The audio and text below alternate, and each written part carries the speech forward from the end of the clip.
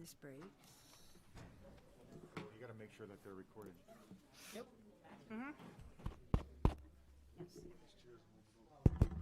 Is the recording on? He says yes. Yep. He says Yep, yes? he's- Okay. Thank you.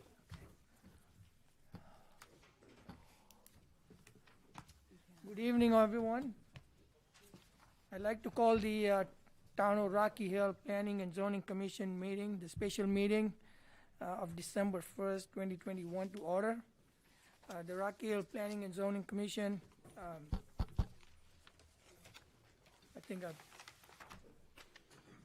You want to Do you start? want to do an announcement on the hearing? Yeah, do the procedure. Okay. So what we are going to do is, we have a sign-up sheet, so if everybody can please sign. So, and what we will do is, Speak into the microphone and very loud. yep.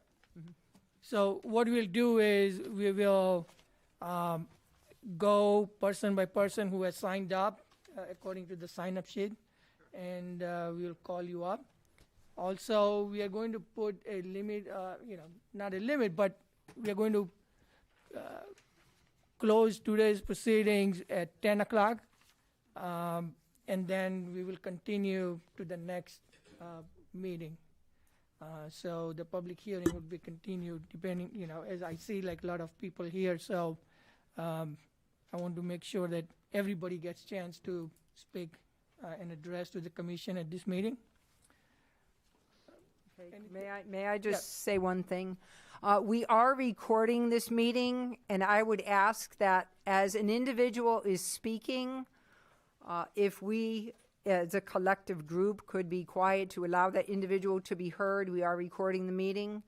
The chairman, once the legal notice is read, will go over the procedures for the public hearing, and we'll go from there. Thank you.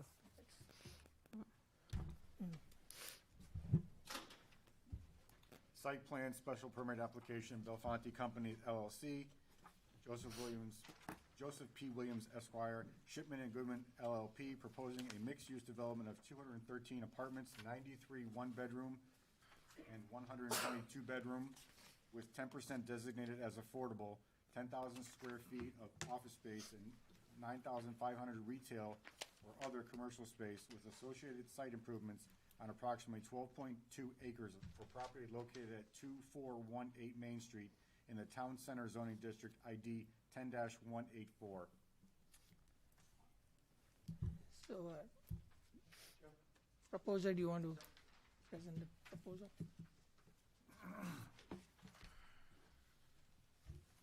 Good evening, Mr. Chairman and Commission members.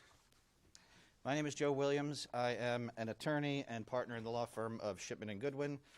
We have offices across the state of Connecticut. The closest one is at 1 Constitution Plaza in Hartford. I've been practicing land use and environmental law around the state of Connecticut for about 27 years. And it's my great pleasure to be here this evening representing your applicant, Belfonte Companies LLC, whose principal, Michael Belfonte, and an outstanding team of professionals that he has assembled are excited to present to you tonight a generational opportunity to transform the center of Rocky Hill. It is an opportunity the kind of which Mr. Belfonte has delivered on in other towns, and it's an opportunity that he is proud and happy to make available to Rocky Hill, and we hope that you will look favorably upon it. Mr. Chairman, we have submitted to you all required materials. All necessary notice has been given. So I believe we can start the show. Yep, go ahead. This is a summary or just an outline of what our presentation will be this evening and who the speakers will be. First, you will hear directly from Michael Belfonte. He will tell you a little bit about his company and its experience, and then go into his vision for the redevelopment and the ways in which he and our team have worked with town officials and staff to mold that vision to meet what the town has told us it wants to see for a new town center in Rocky Hill. Then Mark Forlenza, also with Belfonte Companies, will describe the target market for the community, to be known as, at least right now we're calling Town Center at Rocky Hill, and he'll give an overall description of the community. Then James Anderson, our lead architect with Studio Architects, will describe the architecture, the design choices that he made, and show you what the buildings will look like, some of which you can already see on the boards around the side of the room there. Tom Daly, who is our lead civil engineer, and Carly Picard, our landscape architect from SLR Consulting, will then go over the site plans and the landscaping and the various finishes and touches around the site that we are proposing. Next, Dave Sullivan, who is a senior traffic engineer also with SLR, will talk about the active transportation components of the development and how there are connections for pedestrians, bicyclists, bus riders, that sort of thing, and then summarize his traffic study and his parking study.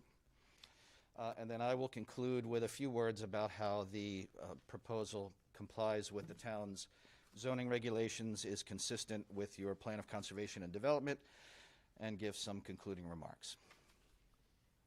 All of that in one evening, we swear.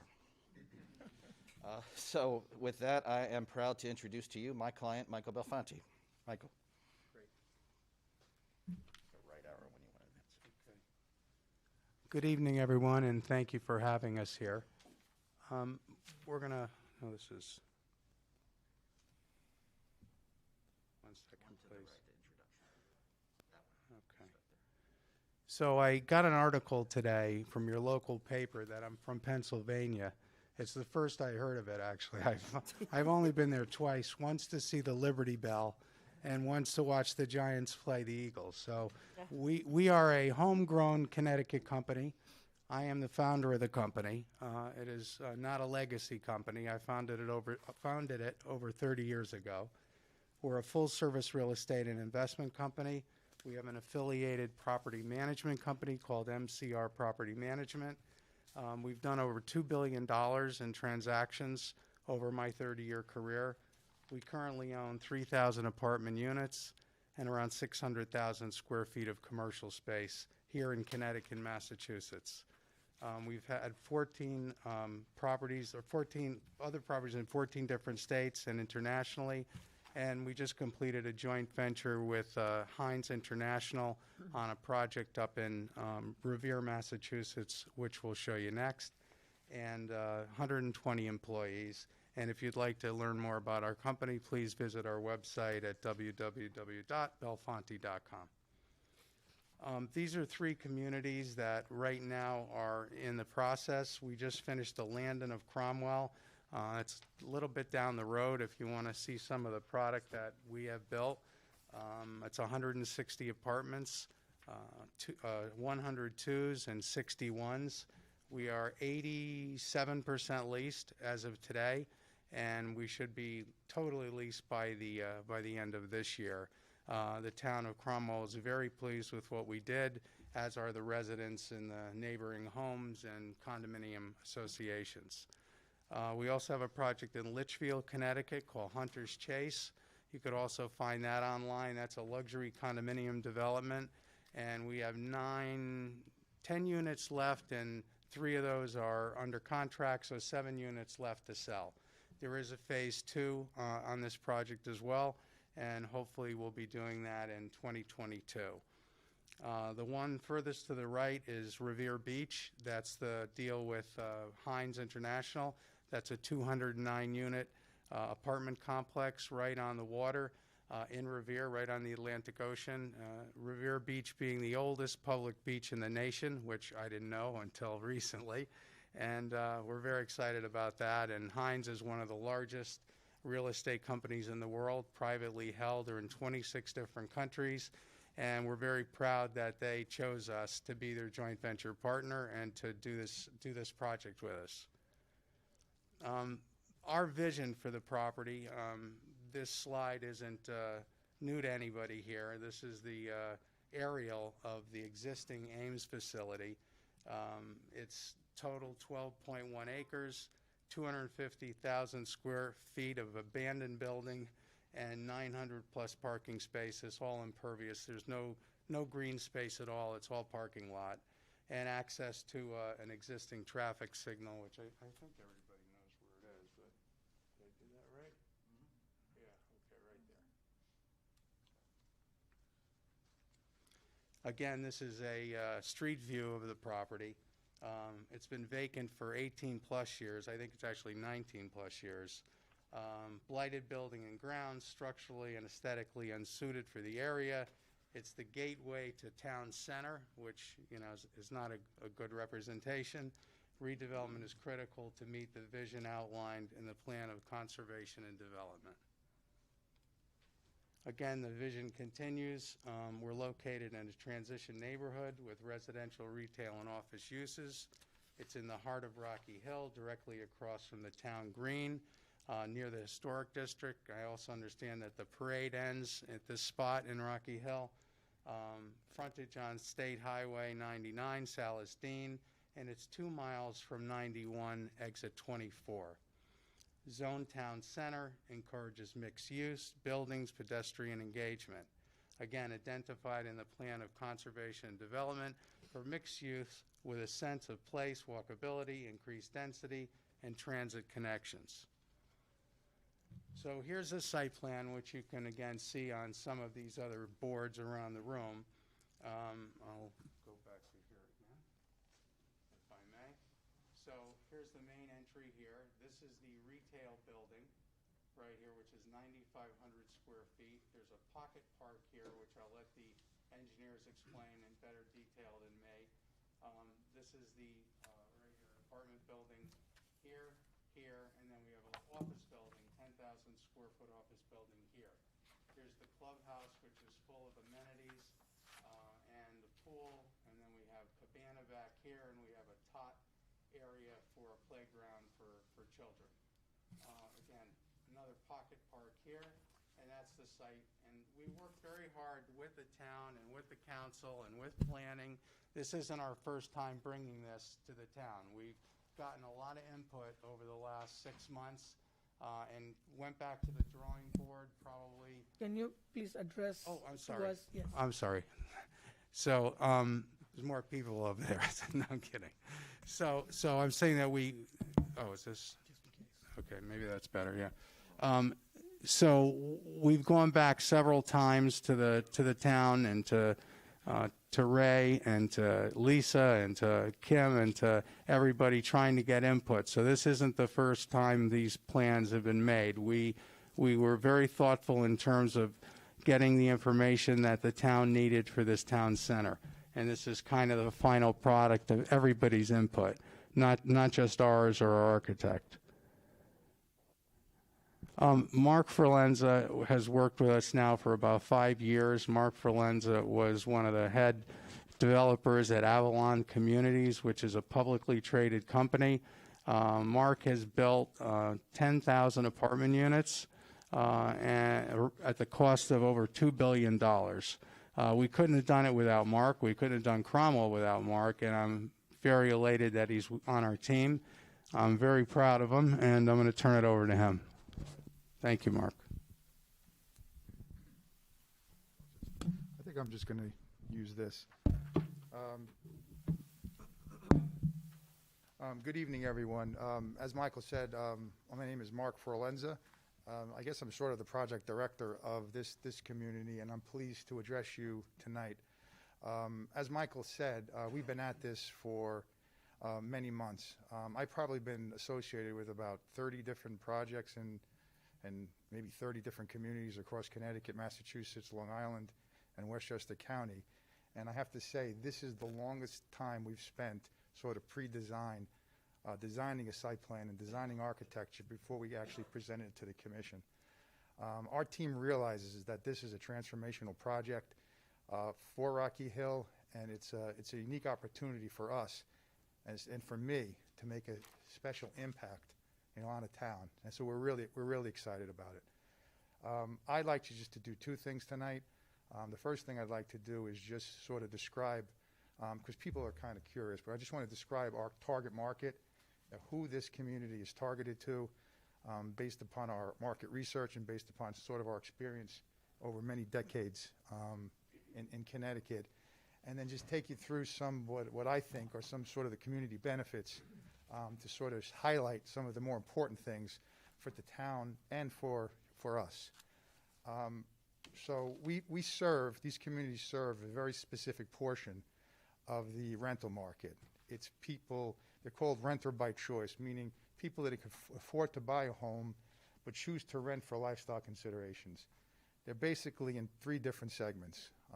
Typically, they're empty nesters, people from Rocky Hill or the neighboring towns that are sort of downsizing, and especially in this age with the coronavirus, people are selling their homes and they want to move to sort of maintenance-free, hotel caliber style living. The second target market is young professionals, people graduating college, earlier in the career. They want to live in a rental community sort of as their first step into living in that community or some of the neighboring towns. And the third sort of segment is people in transition. Maybe people building a house locally, divorced people just graduating college. So those are the sort of the three target markets that we serve. In general, this segment is extremely affluent. They have a lot of discretionary spending. Last I checked in Cromwell, the average household income, and this was about a month ago, was about $120,000 per household, which leaves discretionary spending in the area of close to $5 to $6 million of discretionary spending when this community is built. It supports the residences, it supports the retail, it supports the surrounding areas, our residents. So that's sort of the target market. The product that we're providing in this community, as Michael has shown in the site plan, also is very important to the town. So these slides here that we have up in front of you sort of highlight some of the things that we think are special. What we try to do with this community is to create an appropriately scaled, attractive streetscape in the downtown area. More importantly, this community will activate Main Street with residential, retail, and public open spaces. And our architect, James and Carly, and Tom will get into the specifics of that. We use different building styles and separate buildings just to provide some visual relief. So we just don't have one big block of buildings on Main Street. We think the density here is necessary. You know, the mix of residential to retail and office is necessary to provide a good balance to make sure that all the buildings are occupied, both residential, retail, and office. As you'll see as we go through the site plan, our residential buildings and our retail buildings front on Main Street with direct access to the street. So people coming out of the two buildings in the front of the site plan will have direct access on the sidewalks, again, activating the street and creating what we consider a really attractive streetscape. Importantly, with good planning process, you cannot see the parking lots from Main Street for the most part. The parking is behind the buildings for the retail and the residential, so you won't see mass amounts of cars in our site. They'll sort of be shielded by the buildings. I went to planning school many years ago, and that was sort of the first thing they taught me, so we're incorporating it here.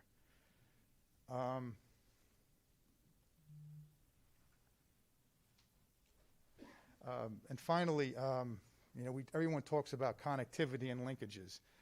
The site itself, again, it's starred on your map. Is in a short walk to many public amenities: green spaces, restaurants, shopping, and entertainment. I mentioned the residents and the amount of money they will spend in the local area once the community is fully occupied. We have connections to Connecticut River, Ferry Park, and the Historic District. And then the last three bullets on this slide are sort of our connections internally to our site. The site itself, has a series of internal sidewalks connecting the leasing office to the public space, to the dog walk, to the dog wash, to the dog park, to our community center, to the pool, to the fire pits. And you'll see in the site plan itself, there's sort of like different neighborhoods. Some housing apartments are on the street, some are around the clubhouse, and some are more secluded in the back. So we sort of give a housing choice even within our community. So that sort of summarizes what I wanted to do tonight. I'm going to turn it over to James. And we have something a little different. I don't know if anyone, we sort of have a 3D model that we're going to show you online. so the commission can actually pick a point, and you can see what the community will look like at any different time. So I think that's something unique that I personally have never done before. We'll also have our architect go through sort of the architecture and the renderings. But so it's a two-part presentation from our architect.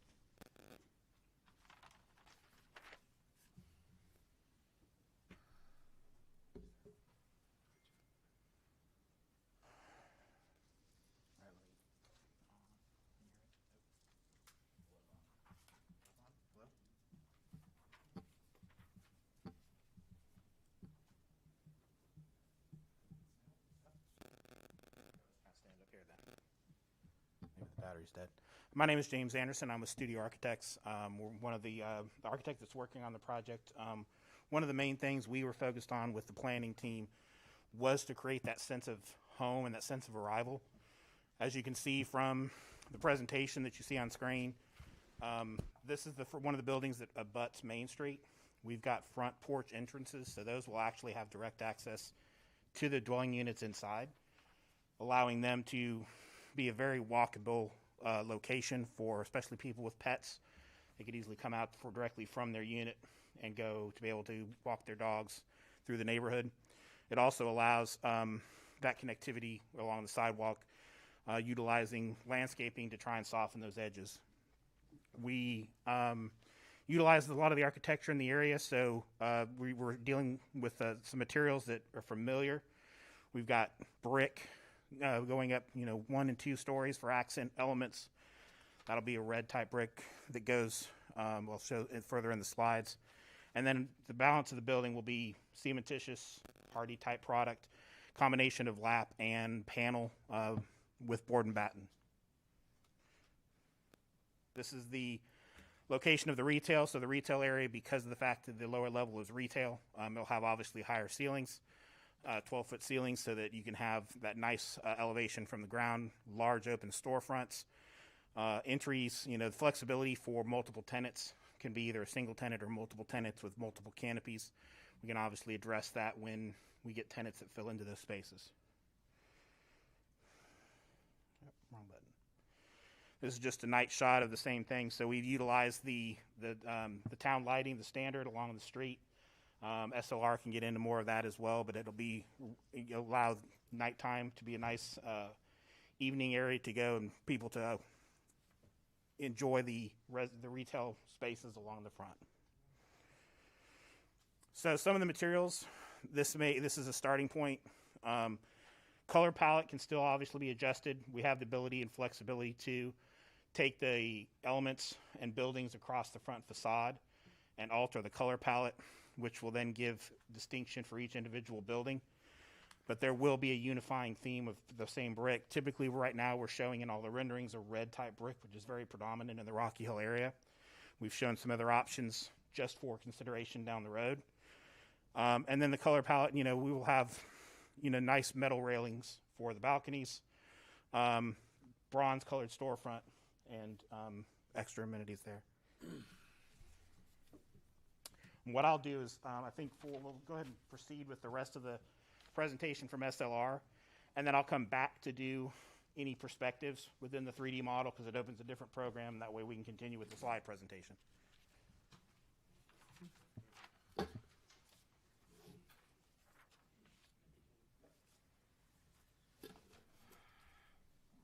Good evening. For the record, my name is Tom Daly. I am a professional engineer with the firm of SLR Consulting. Also with me this evening is Carly Picard. We is a landscape architect, and she'll get more into some of the site amenities. But we're so proud to be for you this evening. While we're just two of us, really it's been a collective design element, our design process for a very large portion of our firm. Really a lot of input, both from planners, people who specialize in bike and ped, and then landscape architects, civil engineers, utility designers, and I think we've come together with a plan that's pretty exciting. To recap a little bit, I think it's been said before, but we have about 19,500 square feet of retail and commercial space. We have some really kind of special, both public-facing amenity spaces and then also some private-facing amenity spaces, and we'll go through that.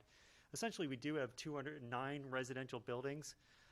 with 213 apartments. And you can see the unit spread. So we're about 40%, a nice spread there. We do have garages through here. So you'll see on the plan, there's small scale garages, mostly around the perimeter. These are very residential in character. They're just one story with traditional garage doors. And you can see we'll show you on the site plan, many of those are strategically placed so they almost provide screening to the neighbors. So we brought that scale down. We brought that residential one-story garage. And so what happens is a resident can lease a garage space, and it just has a garage door, and it looks like almost like a little carriage house as you're going by. We have clubhouse, a leasing area, and obviously we have an opportunity to redevelop a site that's kind of sat there for 18 years. And one of the really important parts is a significant increase in green space. I think we estimated we're about 500% more green space than what it is. But as Michael indicated, we were starting with 0, so it was fairly easy to do. But this is the site plan before you. As you can see, it's really as Mark indicated, both from an architectural standpoint, it's more of a neighborhood layout. It's also that from a site plan. And it does a couple things for us. One, we have excellent circulation around the project site. So, and that's two things. One, it disperses the traffic internal to the site. We also were able to get a fire truck around here very easily. As you can see, virtually every building has excellent access for fire and emergency with multiple sides. The other thing it did was, by locating the clubhouse in the middle, we created this sense of community around that clubhouse area. And the other thing we'd look at is, you can see how well dispersed the parking is around the facility. Nowhere in the area, except for the one parking by the retail and commercial, which makes sense. It's a very well dispersed and evenly dispersed parking lot, to the point where you're not seeing, the sea of cars, whether you're internal to the site or external to the site. So as Michael indicated, as we move along Main Street, as we're moving left to right, first we start off with a pocket park, which is more of a public-facing amenity, which Carly will talk about. We come along the streetscape, and then we enter. Oh, you want to do that? I don't know if it works on our side. So, okay, yeah, there we go. Then you approach our main entry drive, and that's really where as Mark indicated, the having access at a traffic light is a great amenity for the site and a good starting point. Then if you see Building 9, that's your mixed-use building, so that's ground floor retail commercial, and Carly will talk about that really wonderful space that we're proposing in the front. To the right of that is the existing driveway that exists today. It's actually, we have an easement to get over that, but that we're considering that more of a secondary. That's where you would come off a dividend. Then if you can see Building 11, that's a 2-story commercial office building, so about 10,000 square feet. As we continue to move around counterclockwise, we have a driveway that goes on to Pratt Street. It's in the exact location as it is today. So once again, we have 3 points of contact to the public road, but essentially we tried to respect the existing driveways. But as you come into the Pratt, kind of an interesting node over in that area, you'll see the letter M, which is a maintenance building. Belfonte has their own maintenance staff on site, and they need a building to just put their snow blowers and everything and storage. But they have a very active maintenance, and the fact that Michael said not only are they a developer, but they also have an arm of the company that does on-site maintenance. They basically are taking care of their own property. But right adjacent to that, we have the refuse area. So we have centralized refuse with a compactor, and that's where the residents will come and take their trash and recycling. And then directly adjacent to that, we have a small dog run. Extremely popular amenity. We're essentially putting it in almost every multifamily we're doing. But because of the maintenance building is right there, we're actually proposing a small dog wash area and a pet wash. So you can, instead of doing it in your apartment, and I'm going to tell you, it's widely popular, and we're seeing it showing up on many, many projects. And then as we continue to wrap around, once again, we now have this other, we're calling it a meditative area. Michael and I talked very earlier on about this project. What are the things? During COVID, a lot of times, you just need a place to kind of go and get away. So we thought there was an opportunity to kind of just do a quiet open space over there, allow people potentially a labyrinth of plantings. And one of the reasons we put it there was it's also directly adjacent to, it's near the the residential that exists today. Once again, you're wrapping around. Everywhere you see a G, that's your one-story garage to the point where we have 6. But once again, we're kind of spreading those all the way around. But we do have this central core. As you can see, a very large clubhouse that's located in the middle with a pool, cabana, tot lot, and then we have a large kind of internal green space between buildings 5 and 7. If you actually just took the clubhouse out and just added the pool, the cabana, the tot lot, and that green space in there, you almost 3/4 of an acre of amenity and green space in there, which is pretty unique to a project of this scale. And then, as I said, so and one other thing that oh, sorry, next. Sorry. Next. So this is probably the most blah slide you're going to see tonight, which, but I'm an engineer, so I have to slash it. But we also, Ms. Ritchie did share some comments to us from the neighbors, so we think we have an obligation to talk about it. Storm drainage, we understand that right now there's a very large 42-inch pipe that actually runs right through the middle of the property, just kind of in between kind of that spline on the left. That has to stay. It's not actually our pipe. It's actually serving other places, including Main Street. But we went to a very exhaustive hydraulic study of this property. And because we're adding so much green space, we're actually showing a net decrease in runoff for the site for all storm events from the 2 through the 100-year storm. And I will note, we are using the new NOAA rainfall data. So we're using the up-to-date as opposed to the stuff that we're using. So we're trying to stay up with the times. But we're showing net decrease in runoff for all those storm events. And we understand that there's been concerns about flooding and on there. We have had conversations with the town engineer, and he was very upfront with us and told us about that. As we said, we met with them early on. He told us about it. And it appears to me, and even the neighbors have said in their letters, there's been a lack of maintenance out here. Anytime you have a vacant property and you have a huge amount of pavement going to, like, basically essentially one catch basin down at the bottom of the hill, that if that catch basin gets clogged, guess where it's going to go? It's going to go over the property. So I calculated on the existing conditions, there's only about 21 catch basins for a project of this size, and the pipes are only 12 inches in size. We went ahead, and part of this plan, we have almost 54 catch basins and almost 50 yard drains. So just the inlet capacity of our inlets, of our drainage things, we're twice what existing. And we sized all our pipes. The smallest pipes we have on it are just 8-inch, which for the yard drains, but our pipes get as large as 36 to the end. So we have a delivery system. So we feel very confident that all those things that have happened in the past because they're small diameter pipes, unmaintained, and clogged drains, we've taken care of that. And once again, this is a maintained property, so anytime there's a clog or anytime that leaves need to be cleaned up, they'll be taken care of. We've also had conversations with the MDC, and this project will be served by both public water and public sewer. A portion of the project will be going to a pump station in the back, which will be privately owned and pumped up to Main Street. So we'll go back to the sewer in front of Main Street. And the MDC has indicated that they have capacity to serve both the water and sewer needs for this project. With that, I'd like to hand it over to Carly Picard, who will walk you through some of the amenity spaces and landscape elements. Thank you. Thank you, Tom. Can everybody hear me if I talk over here?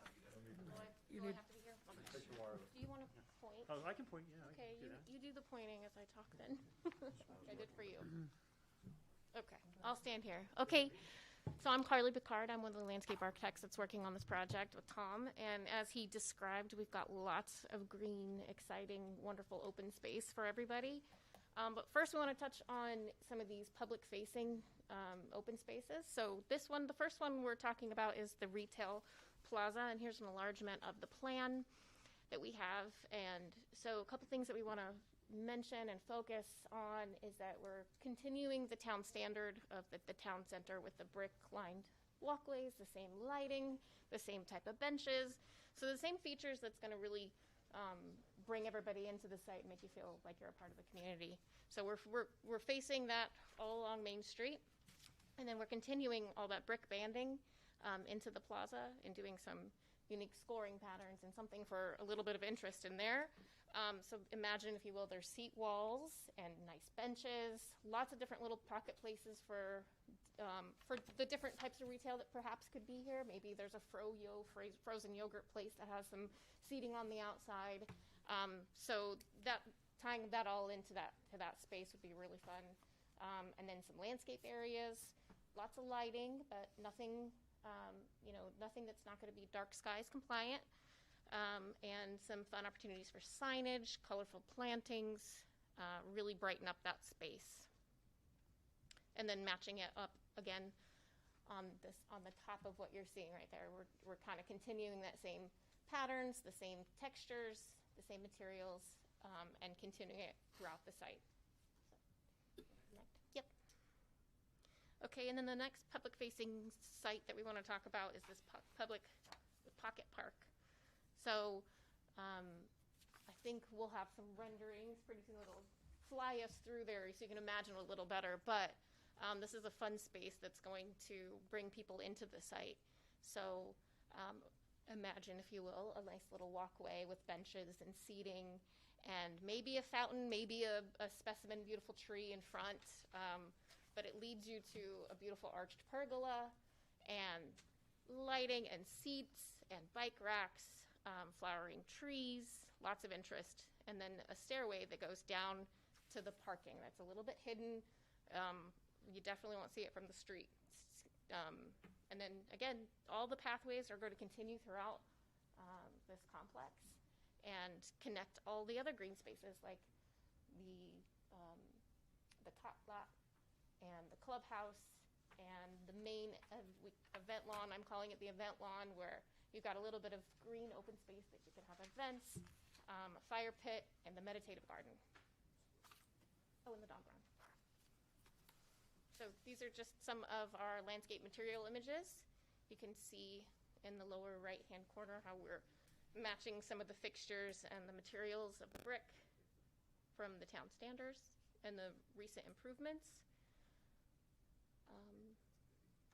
You can go to the next one, and then some plant material images. So our first thoughts on plants that we would choose to brighten up the space with 4 seasons of interest and lots of exciting colors.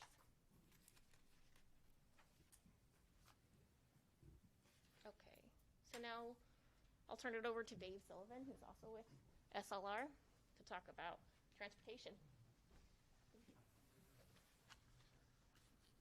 Thanks, Carly. Again, my name is David Sullivan. I manage the Traffic and Transportation Planning Group for SLR.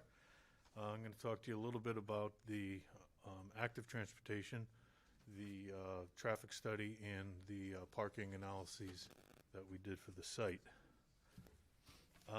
So active transportation and transit, which is the slide you have up there. Why is this so important? Well, it's important because the more people have opportunities to get to destinations and to travel safely within a complex, the less people are driving in their cars. And we all know that one of the goals nowadays is to minimize vehicular travel. So this is kind of a summary of, I guess a mishmash of different key points I'd like to go over. The first thing is the internal sidewalk network. And again, that was discussed a couple of times already, but there is a really robust internal sidewalk network.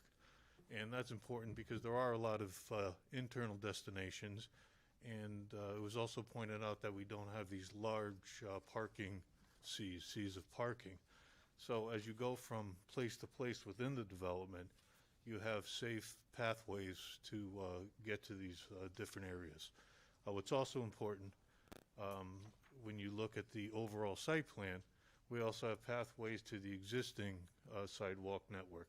that allows you to get to many of the destinations that are nearby. I think Mark talked about some of those, the restaurants, the entertainment, things of that nature. Some of those, you may need other modes of transportation to get there, such as bikes. So what are we doing for bikes? Carly mentioned in the pocket parks, we're going to have bike racks and amenities for bikers. We're also going to have bike amenities at the clubhouse, and there'll be some internal bike storage also over in the maintenance building. So there are a lot of opportunities for bicyclists. Another opportunity for bicyclists and pedestrians is a really robust transit system. There's two transit lines that run right by the site. One is line 55, and one is line 910 rather. And these are regional, kind of long haul type of routes that get you to Hartford. What's important is for both of these routes, they utilize an existing bus shelter, which is shown in the insert picture there. So that's important. What's also important is getting to that bus shelter safely.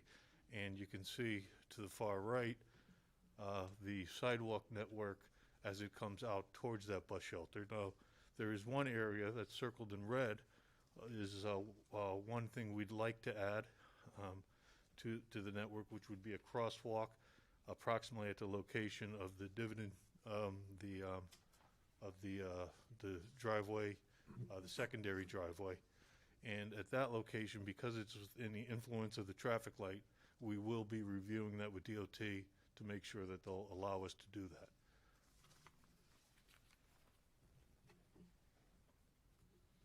Next, I'd like to talk to you just some of the highlights of the traffic study. The traffic study was fairly traditional.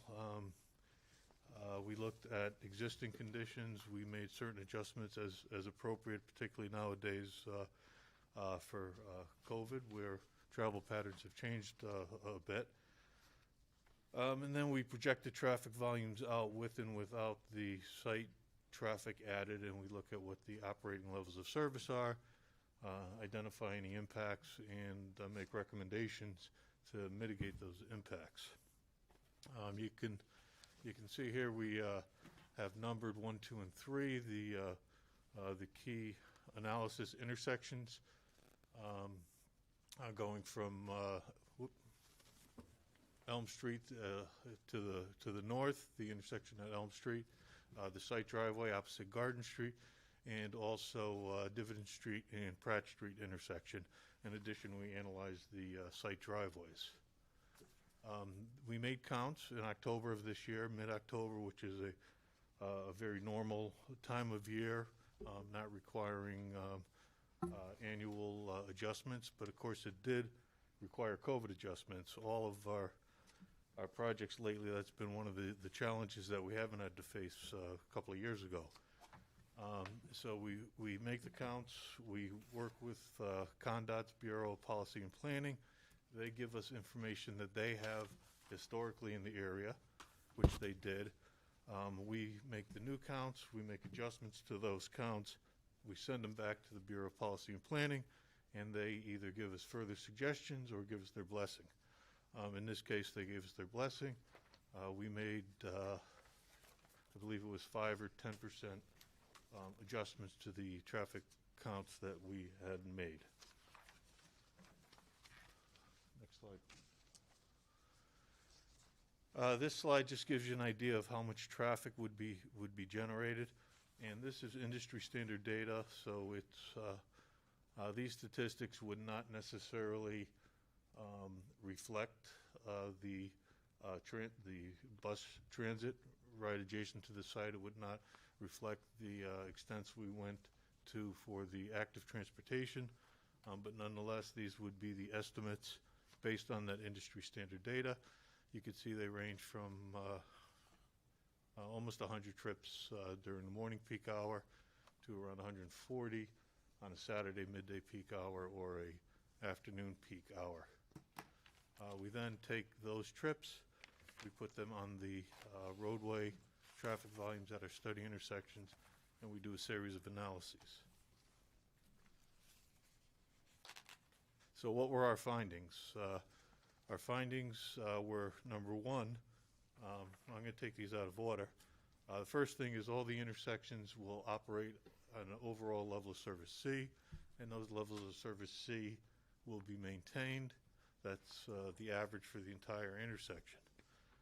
Secondly, the sight lines, which are critical. These are existing driveways, so we would hope that the sight lines were adequate, and we found that they were for the prevailing speeds at all three driveways. The third thing is how are we going to get the vehicles in and out at our main driveway. So the first thing we found out is that these signals are part of a state project for upgrades. Unfortunately, these upgrades are being done by DOT. Unfortunately, they don't go far enough to mitigate driveway. So we met out there with DOT and said, okay, this is what we have, what do we need to do? What you see in the graphic there would be the new refined intersection layout. You'll see it's much more condensed than what's out there now. We have the left turn lanes coming out of to confirm that this geometry is in fact a good improvement and mitigates the traffic. Of course, all of this will go through the Office of State Traffic Administration and get another level of review by DOT.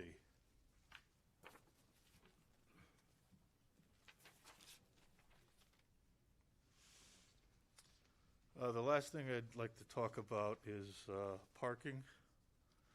I have a couple of charts here, a table and a graphic. The table shows what I'll call it the mutually exclusive parking demands would be based on current zoning and regulations. The residential is based on Connecticut general statutes for multifamily, and the office and retail or commercial spaces based on your zoning regulations. And as you can see, we would get, and I say mutually exclusive, if all these uses had individual parking areas. You would get a requirement of 411 spaces. What we did on the right side here is look at a shared parking analysis. And what is shared parking? Well, when somebody goes to work during the day, they vacate their parking space, assuming they're driving.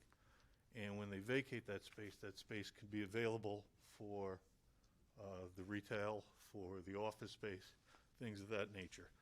So what we do is we look at the demands as we go through the day and say how many of the 100% residential parkers would be there for each hour, how many of the office parkers, how many of the retail parkers.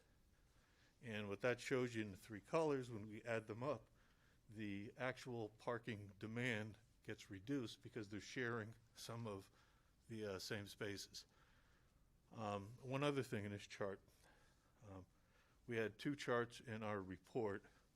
One chart was based on these hourly variations from the Urban Land Institute, and we know that COVID has changed some of these requirements, not requirements, but would probably give us slightly different numbers as you go throughout the day. In particular, work at home now. So where older data might have showed us that 50% of residential cars would be gone during the middle of the day, we did new counts and recalibrated that data. So this shows the recalibration for taking into account COVID. So what you can see here is when we take that mutually exclusive number of 411 and share those spaces, our actual demand is 341. And we have 421 spaces meeting both the mutually exclusive in the shared. So that's all I had, so I'll turn it back to Joe, I believe.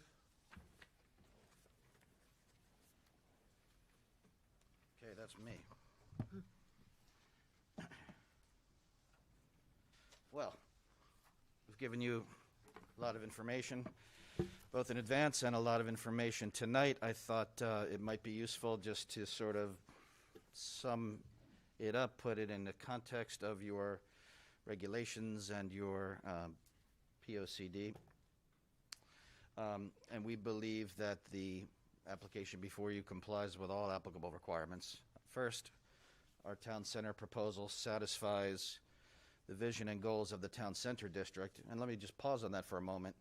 This was not our vision originally, it's your vision, and you really, I think, should be commended for it and did it the right way, in the sense that, from what I've seen in reading overall the stuff, is the community came together and said, we have this property that's an albatross on the community and on the local economy, but it provides a great opportunity. What do we want to do with it? And you put into place your own statements in your plan of conservation and development of what you would like to do in this property and the surrounding properties. You said we want to have a town center and we wanted to do the following things.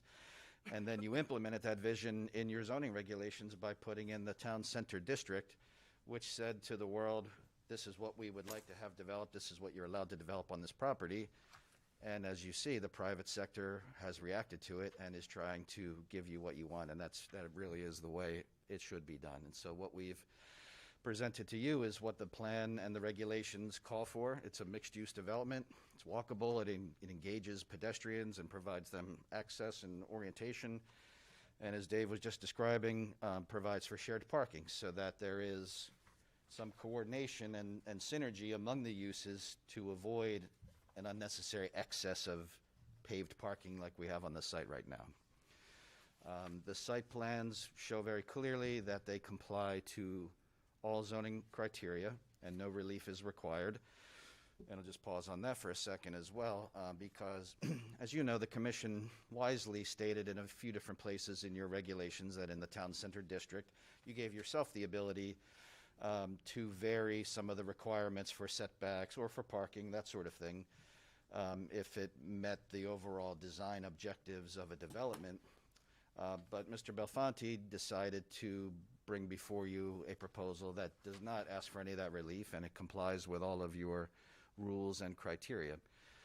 The one thing I'll note there is, as Dave Sullivan said, and as you may know, the General Assembly this past summer amended Section 8-2 of the General Statutes. That's the Zoning Enabling Act that says like what you can do and must do or can't do with zoning regulations. And one of the changes the legislature made was to provide that no town's zoning regulations can require more than one parking space per unit for a studio or one-bedroom multifamily unit, or more than 2 spaces per unit for any unit that has 2 or more bedrooms. So that's the law now, and we have complied with that, and we're not asking for any relief. We have also showed you that we have satisfied all of your special permit criteria, and everyone should have, hopefully, from me, from us, a booklet that looks like this.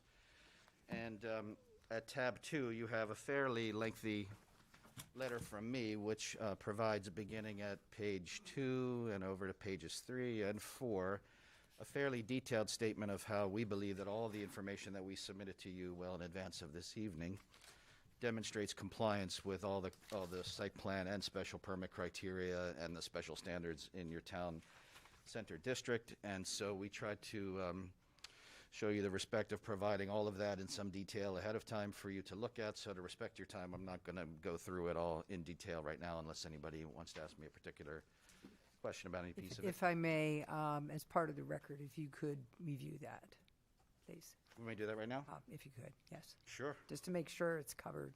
Okay. Thank you.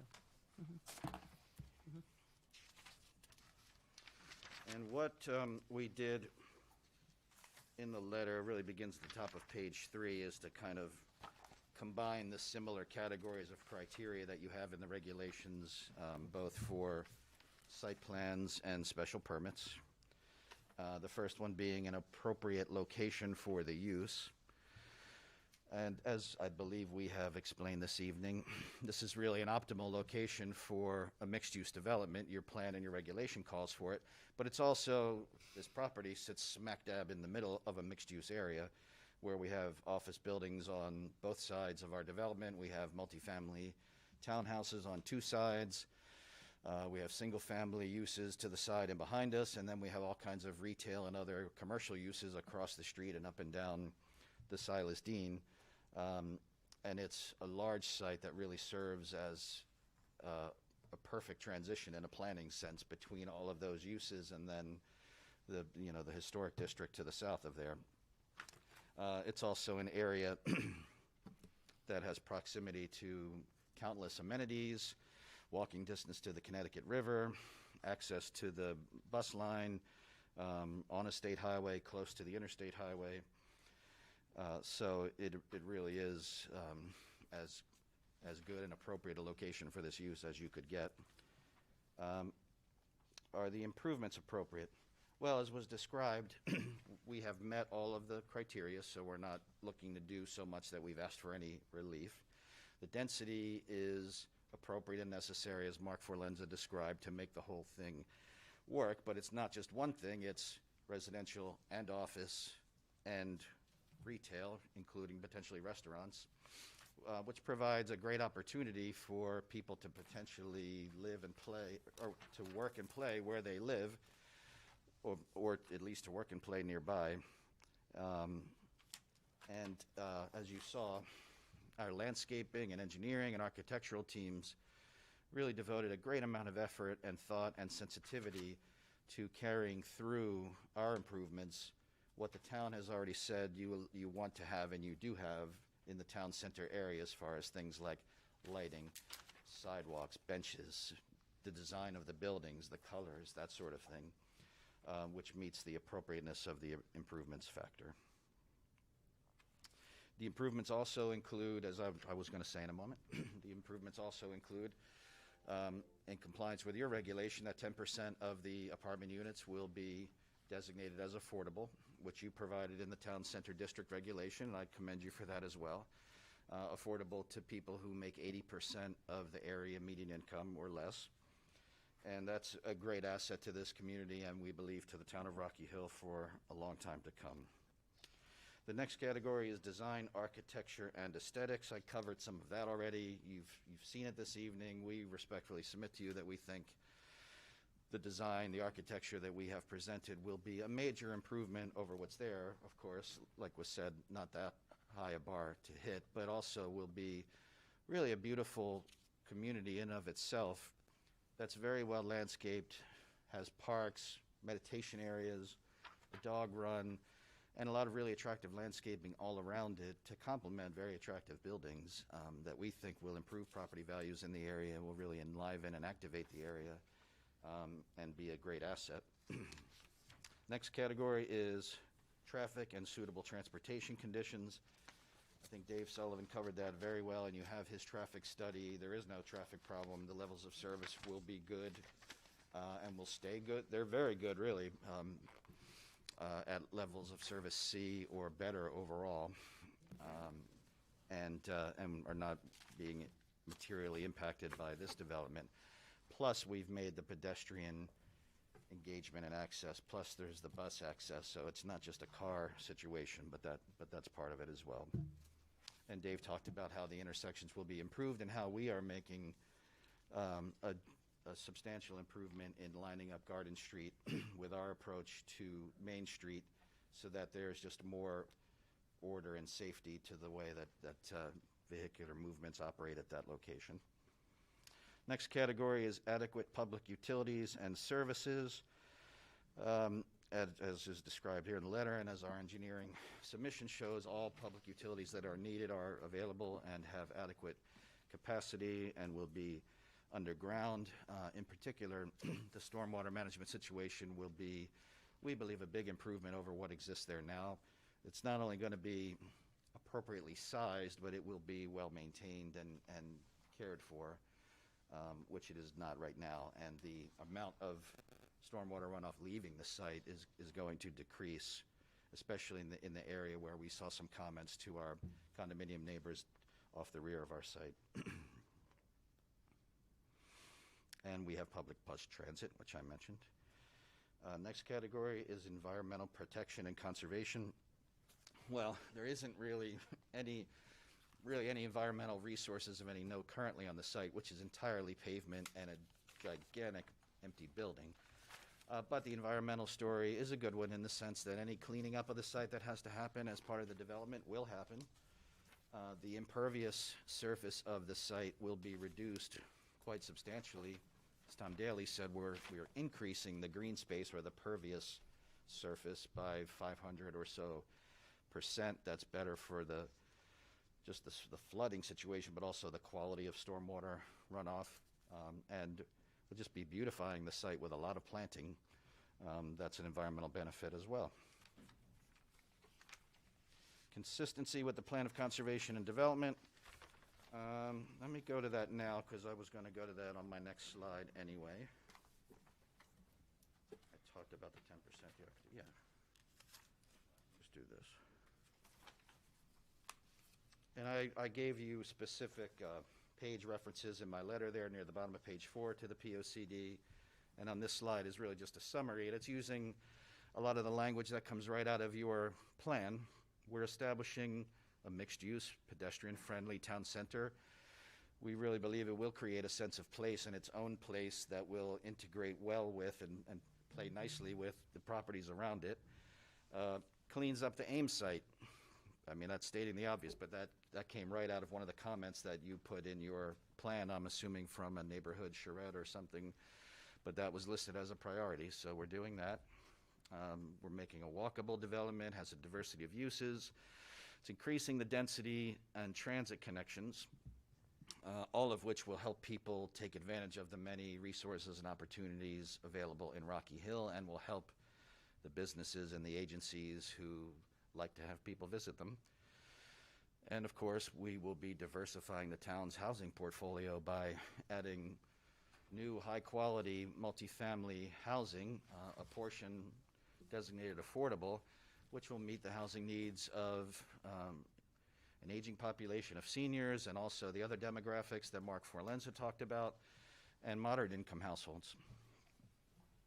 So those are a few of the goals of the POCD that our development meets. Next category on the criteria we have is long-term viability. Well, you've heard that from Michael Belfonte, it's a labor of love. It's something he's done successfully in Cromwell and other places. He has expertise himself and in his company in property management. He doesn't flip it or bring in somebody else. You were shown, he has the maintenance building, he has the people on site, and this place will be around, will look good, will function well, and will certainly be viable and well maintained for the long term. And lastly, there are no unusual features in terms of archaeological or topographic, etc. That's one of the criteria. So I think I hit all the major criteria there. So to sum up and conclude, and then we'll go back to James, but to conclude for our slides anyway.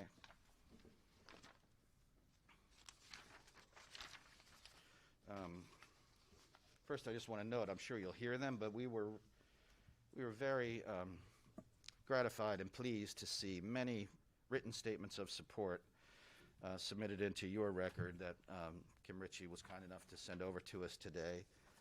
And it really does ratify and confirm some of the points we're making to you about how this type of community will be beneficial to the property owners around it and to business owners in town, some of whom you have heard from, and many of whom we have heard from in other places about how much they need housing for their people. So I wanted to note that. Also wanted to note that we did receive memos today from the assistant town planner and from your village district consultant. We will be addressing those. We got them during the day and really haven't had a time to put together a response on that yet, but we will do that. So in conclusion, we propose to redevelop a highly visible, obviously sort of anchor property to the gateway to Rocky Hill and make it into a new vibrant town center. that will increase green space and walkability, create a sense of place. And what I mean by carrying through the village look and feel is what Rocky Hill has already that we are trying to replicate along Main Street so that you get that continuous sort of village district that you stated was your objective.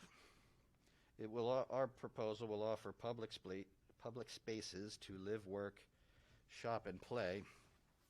Anybody who, like me, has raised a millennial knows how attractive that will be to millennials, but it's also attractive to empty nesters and lots of other people, too, who want to engage with their community, want to be able to walk to things. Maybe they can even walk to work on their same property. It will really transform the area, and we believe will spur additional investment along Main Street and the Silas Deane Highway as business owners get a lot more customers in the area and they see how positive the investment impact is.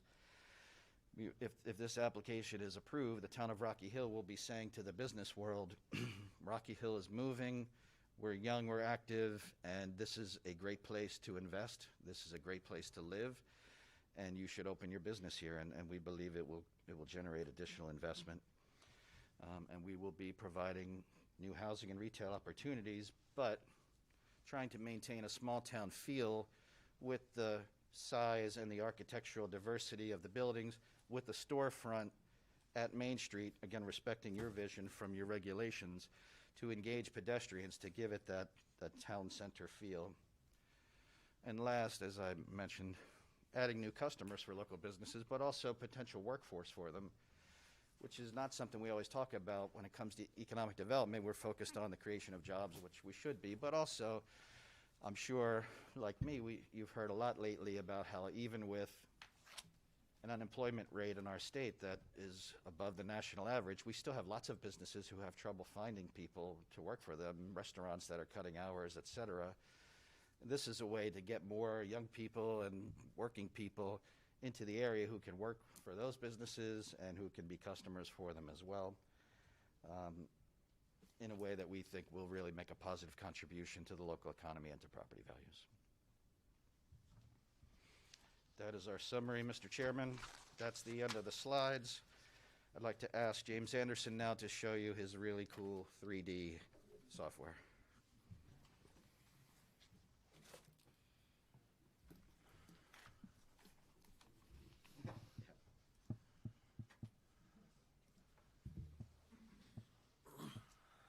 Give me 1 second. It was open in the background here.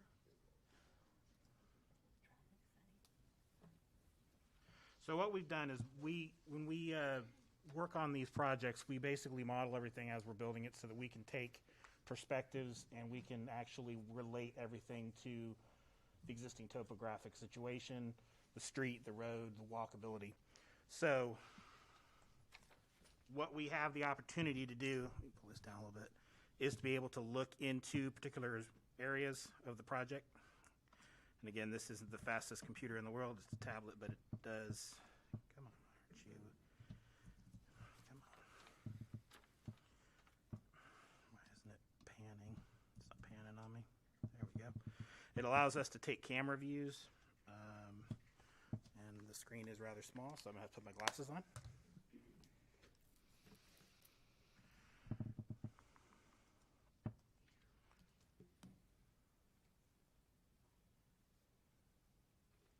So this is that pocket park coming at the corner of the site. It'll take just a second for it to generate once it pops up. But that's that building. That's the first residential building. And we can expand this out here. See the whole building. This is Main Street. You're seeing foundations and footings here because we don't have the topo in there, but basically you have a 3-story building along this facade. These particular stoops are those entrance porticos that we talked about, so these will have direct access to the entry going down the street. If we go down and look at, this is the retail building here, do the same type of scenario. Coming in from the street.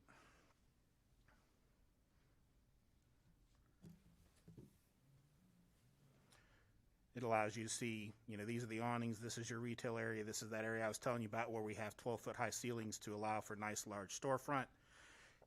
increasing that walkability. Of course, obviously, we're not showing landscape at this particular juncture with the building designs, but obviously you've seen from the landscape presentations, we're going to be doing a good amount of landscaping to soften those edges and to make this a very walkable space.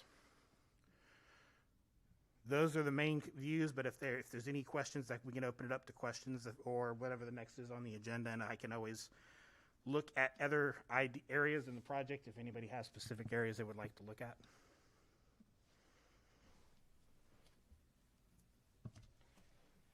That's our presentation, Mr. Chairman. We thank you for your patience, and we thank town staff for all of their professionalism and assistance in making it a better proposal, and we respectfully request your approval. Happy to answer questions or respond as needed. Thank you and your team for the presentation. Before we open up the meeting to the public for the comments, can I have a motion for a short recess, and then we'll start again? Motion for a 5-minute recess. Can I have a second? Second. All in favor? Aye. Aye. There is a speakers list in the back of the room if you wish to sign up. Dimple, we're going to ask for questions first. Afterwards, we're going to ask for questions by the public. Are these stairs? And then after they do the questions. That little carpet thing? What's it? Oh, Yeah. yeah, That's what it said. yeah. There's stairs down I don't want the. because it goes. You know how Yeah, that so I think the parking lot goes dug into what the we can ground, do is and then it goes we will up. take the notes and So stuff. I don't know if they're gonna put fill Because in there, otherwise what will happen level it up to that level, make it elevated, go back down because they don't. Okay. Yeah, okay. Well, it would be from this direction, Thank you. but there's nowhere to park. So you gotta. So whoever's. How have you been? Sure. I'll get my glasses here. Two-story right here? No, I didn't think so either. I can do that. was amazed, actually.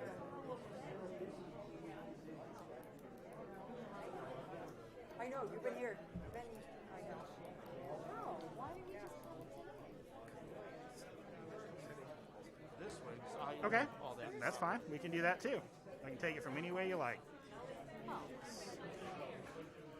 It Coming from this way here. looks like this. I don't know. It's not up to me. Right here.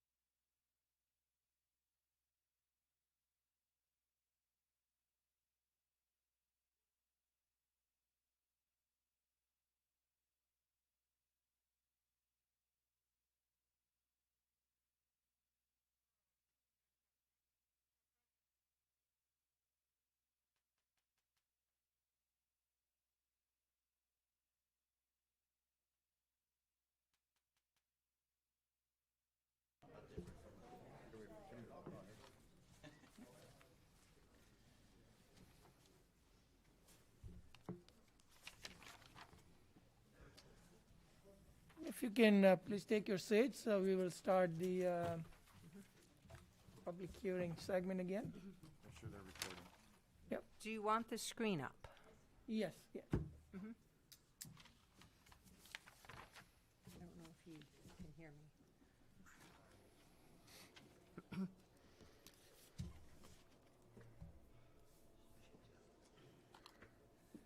me. Recording is on, right? Thank you. So what we'll do is we'll open the public hearing to the public, and I believe you guys have signed up. So Kim has the signing sheet, and she will call individuals, right? Okay, keep in mind that people will be speaking. It will not be a give and take with the applicant. The applicant will take notes if they so choose, and then after which time there'll be a chance for the applicant to answer any questions or comments or address comments. Okay, the first name on the... And before we go, every speaker is given 3 minutes to speak, so please monitor your time. As you can see, we have a lot of speakers. And again, if you once everybody has a chance to speak, if you do want to speak again, you will be invited. But for the first time, please respect the time for 3 minutes. Thank you. Can we turn the lights on? Thank you. Okay, the first name on the list is Barry Goldberg.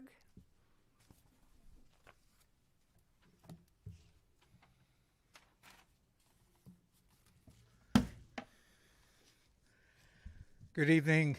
The comments that I wish to make are my comments. And Can I have name and address? my Barry Goldberg, and it's 181 Hunders Lane in Newington. And I wish to make some observations on the presentation I heard. I do have, and I'm hoping not to go over the 3 minutes, but I do have section 4E.1, and I'm familiar with the regulations, and I'm familiar with town of development and the plan of development and all that. But that's an interesting situation that is here tonight, and I really got to speak about it. I heard speakers speak that you met with the applicant and you spent meetings and such to go over the plans. It sounds like an oxymoron situation here because you've already seen the plan, you worked over the plans, he's got the presentation, and the applicant is here making the presentation to you of what you already know what the presentation is going to be. Where the public should be aware of the presentation, which they are here, and they're going to be making comments. I'm concerned that there's been a level of predetermination and your minds have already been made up because you already worked out all the details and such into the plans which you thought would be acceptable to the town of Rocky Hill and for this particular site. So that really strikes me the wrong way, that it's a predetermined issue. If you decide in your special permit evaluation, which you can do, to change buildings, to remove buildings and such, what does that say to your pre-plans that you already conducted with the applicant in what he wants and you feel you're comfortable with? So it creates an awkward situation in the way Section 4E1 is been developed. And I was never in favor of a pre-meetings and pre-discussions and such. And so it's really going to look quite odd that you had this presentation, the public makes their points. If you feel you have to remove a building to lessen the project, it would go contrary to your predetermined meetings and conclusions that you reach with the applicant outside the public view. That's a comment, and that bothers me a lot here. Now, this particular project is way overboard on the residential use. It really, and it's quite interesting the way they made the presentation. 213 units, 10,000 square feet of office, and 9,500 square feet of retail. I calculate out that the 213 units probably exists in the neighborhood of 200,000 square feet. The average size of a unit probably 9,000 square feet. So you got residential, which is 200,000 square feet, and you got 20,000 feet, which is retail and office. It doesn't sound like it's a mixed use. It's heavy sided on the residential side. Also, in the placement of the buildings, which is building 9 and 11, they're not on Main Street. They're on Dividend Road. They're on Platt Street. They're off to the corner. There's no emphasis there. And the presentation that was made by the applicant and the individuals that were part of the application team, you make out that there's freedom here, bike runs, bike lanes and all that. When we envision this particular site, we envision this as a village concept where retail would be on the bottom and residential would be on top, and it would be an open space. This is private property. You're not getting people in from the community walking through this community. You got a pool there, you got other facilities there, a dog run. Could a resident of Rocky Hill take their dog to their dog run there? I don't think so.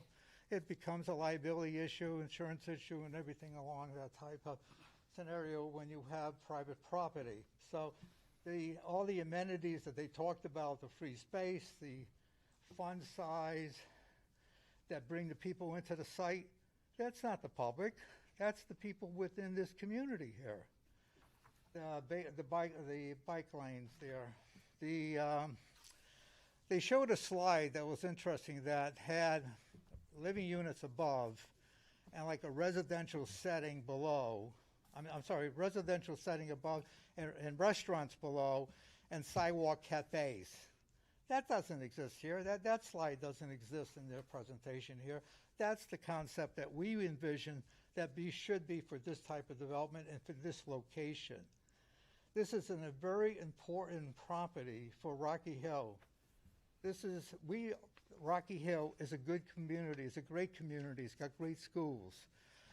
We're highly rated in our school system here. They rate it as excellent. So we want to continue that whole look for Rocky Hill, the image. And what's being presented here is a residential development with a piece of office and a piece of restaurant, which are insignificant to the overall project here. And we wanted a balanced look, mixed use, and we want the restaurants below on the main floor and the living conditions up above, like other communities that have done something like this. You go to the southern part of Connecticut, there's a lot of facilities that are like this. There's one in West Hartford. This doesn't portray that. This is just another one of these apartment complexes that were brought to the commission that were on West Street and Brook Street, that where you could get a vision of what those communities are. They're a closed community, and it's strictly residential and a dab or here or there of office.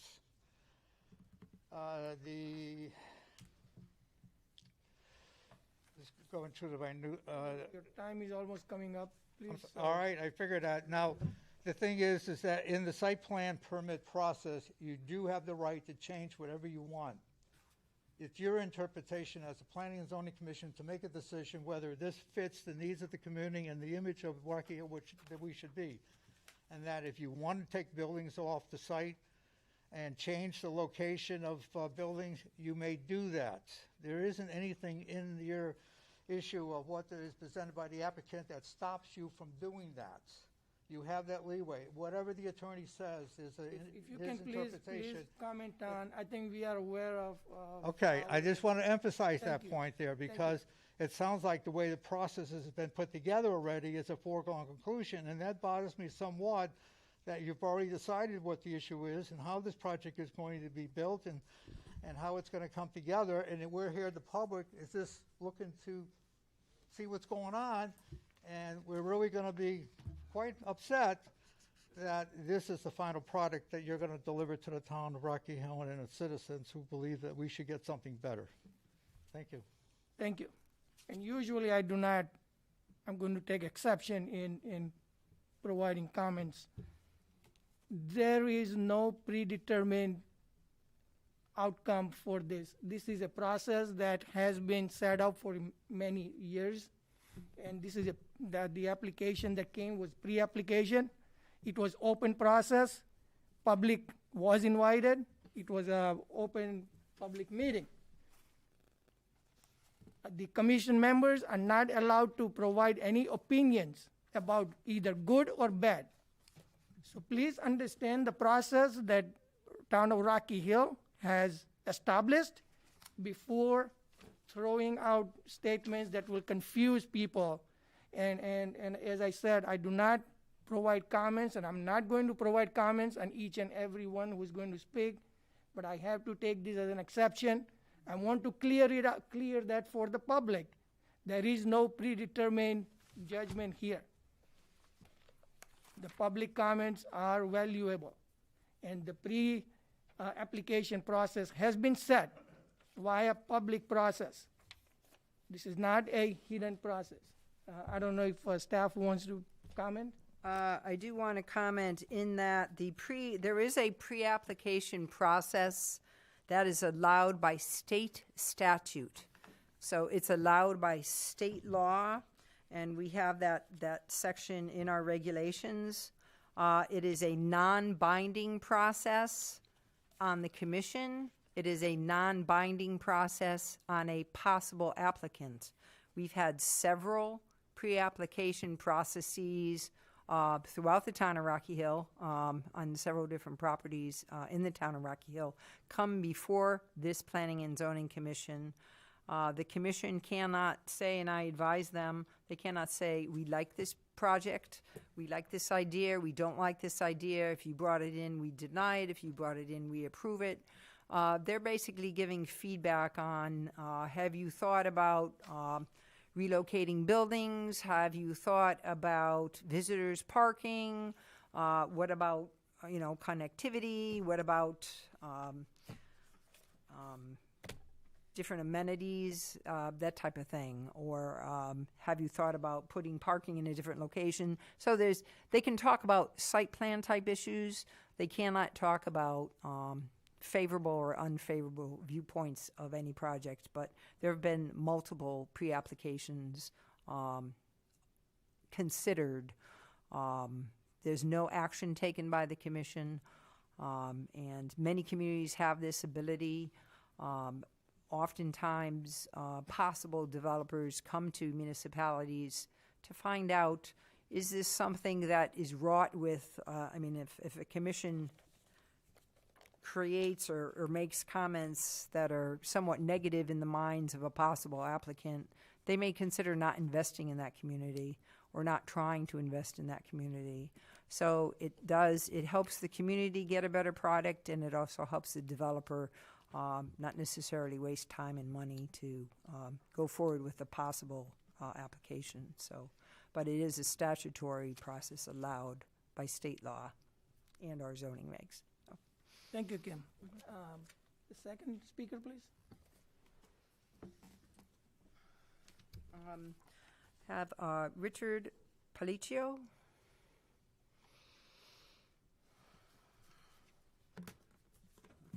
Thank you. Thank you, commissioners, for volunteering for doing your job on the P&Z.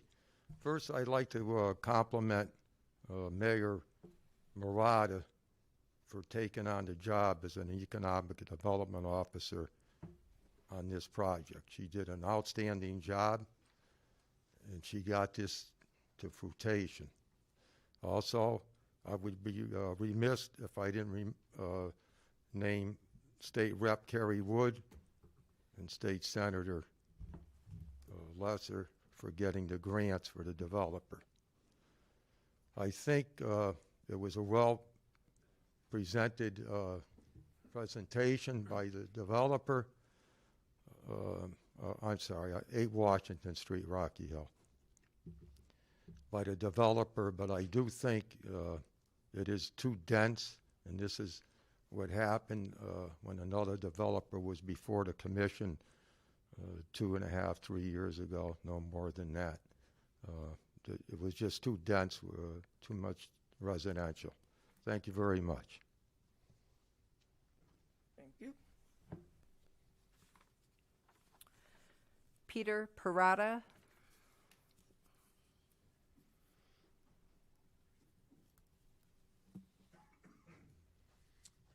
Peter Parada, 2433 Main Street, Rocky Hill. Mr. Commissioner and the commissioners, I'm across the street. I'm encouraged to see that something is being looked at. It's been 30 years since I've been involved in this town, looking at this site and being involved with the EDC and building commissions and whatnot. So I'm happy that a plan is forth in front of you. I have more than 3 minutes, and I'm somewhat similar that 3 minutes is not long enough for a public hearing for the first time that I've seen this plan, regardless of the public notices that it seemed that I didn't get a notice. I'm across the street, never got contacted. No one knocked on my door, knowing that I've been doing this and been involved for such a long time. But that's not going to sway me one way. I would like to be able to maybe submit my list of questions to the commission for your consideration and thoughts, and maybe everybody else could too, because it is the first time we've seen it, and I'm sure just looking at the plans, there's questions and whatnot. So if you would consider that, I'd appreciate that before you vote on anything. But to get to the plan, these developments are expensive. They're well thought through. It is in the heart of Rocky Hill. I'm just going to read my world. But I'm across the street. I pull out of there every single day for the last 30 years, and let me tell you, the traffic is a nightmare. No discussion was done on every time the 91 is closed down, and they use the Silexian Highway to get off on 23 to come down past everything else. And it's also emergency exit route, right? So please look at that a little bit stronger when you look at the plan. It is not all peaches and cream when it comes to the traffic. The bus stop is in the wrong location. The V in that location comes to a point, and it's always congested. You can't make a left-hand turn. You can't make a right-hand turn. The traffic light that they're proposing is, of course, already there. I think they need help with looking at that whole little area, maybe even closing Dividend Road and doing something. Close it. And doing something in that little area, because it's a really tight area coming over that hill. I'm just going to say that, so I can go on for hours on just watching, let alone when something's going on. I also want to talk about the pedestrian crosswalks. I saw a couple. I didn't see too many. No one goes to the Garden Street side and crosses. They walk straight across to the bus stop, at least from the west side of Main Street. Maybe there can be some thought with the state DOT on how to really reconfigure crosswalks, because I think the crosswalks and the sidewalks are good.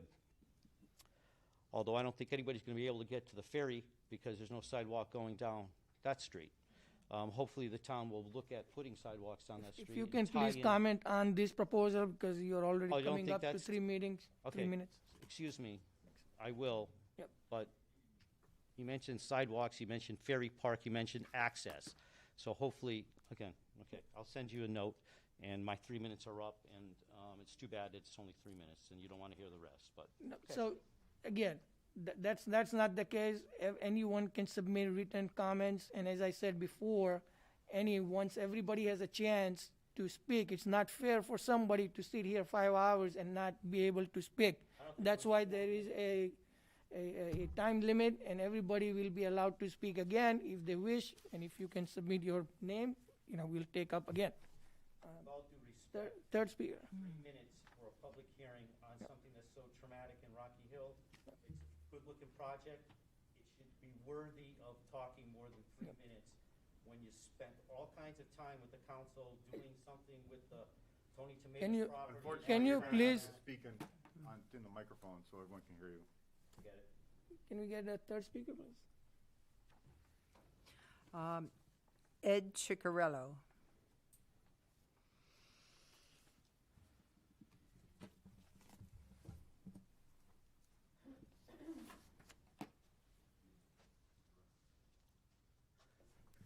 Hi, Ed Ciccarello, 40 Riverview Road. Lots of stuff up here. Wow. One question, if I can ask before I make my comments. This property is in the Village District, and per regulations, we should have a consultant report. And so I heard that there was one given today. Will that report, either a summary of that, will that be read into the record tonight, or a summary of that? Or no?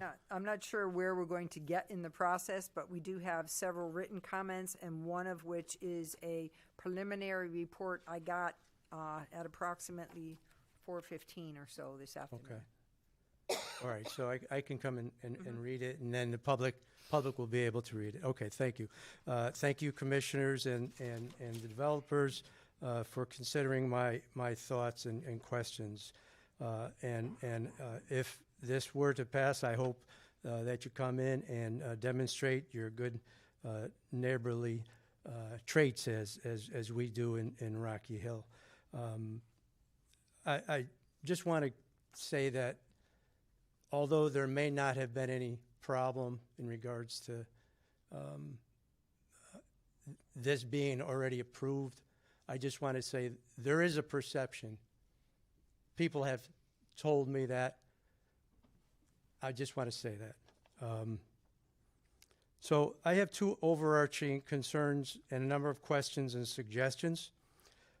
My first concern is, will this development make Rocky Hill more or less pedestrian and bicycle friendly? That's one of my concerns. And the second one is, the name of this proposal is called Town Center at Rocky Hill, again, which is in our Village District, right? And that has a certain connotation, town center. The POC describes a town center as mixed use, pedestrian friendly area with a sense of place. But how public is this use going to be? Can I walk through the property? I mean, these are questions I would like to have answered by the developer. As a member of the public, can I use the dog park? Can I walk to the labyrinth? I know I could sit in the parklet on Silas Dean. There are a number of positives that I saw with this. In regards to walkability, the POCD calls for a pedestrian-friendly street design. There's sidewalks throughout this whole proposal. There's sidewalks between Building 2 and 6 and south of Building 9. There's a labyrinth. There's a parklet. There's a dog run. There's open spaces between 5 and 7. But I still have that burning question in my mind. Is it okay that I walk in there? Because I do walk past that property now. And I want to tell you, when cars come over that rise, over CVS, right, and there's a green light, they come 50 miles an hour. So, and trucks. So when I'm walking along the Ames right now, I feel it's a safety issue. It's dangerous. So it's good to hear that they're going to be taking the sidewalk, the Silas Dean streetscape. That's a great idea. And hopefully, maybe there's a way that you could say, we want to put a buffer between the road and the sidewalk. Because sometimes on that Silas Dean streetscape, there's that grassy area, it's like a snow shelf, and we put trees there or plants. That's a good thing. That provides safety for the walker.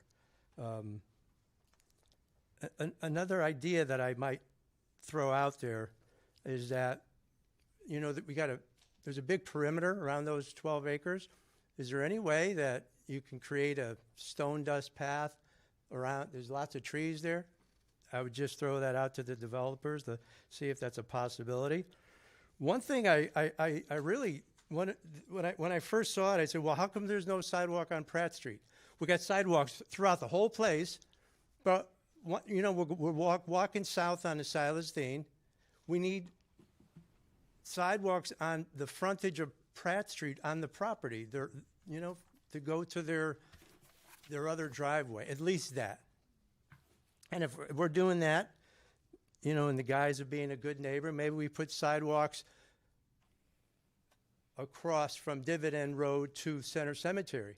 Because if we want people to walk, they got to go somewhere, right? So let's bring them safely there. Again, in regards to public, is there public use of the pool? Is there public use? Is there renting of the clubhouse? Bicycles, in regards to bicycles, a number of bike parking locations, fantastic. Can we add bike racks to the office and the retail section? Because I don't think there were there. Commercial, the POCD says that we want to encourage and require active uses. I'm quoting, active uses such as retail stores and restaurants, rather than passive uses such as offices and banks. Your 3 minutes are up. I've got You can wrap, 2 more please. points and I'll end. Yep.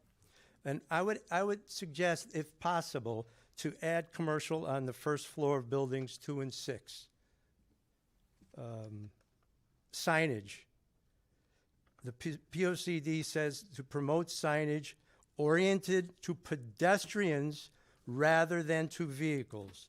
So right now they show 2 signs, one on the main entrance and one on the entrance to the south. Why 2 signs? And lastly, I just want to point out, across the street is a 1902 Constitutional Convention oak tree. Maybe we want to rename it across from the oak, something, anything. But it's not, in my opinion, a real public town center. Thank you for your time. Thank you.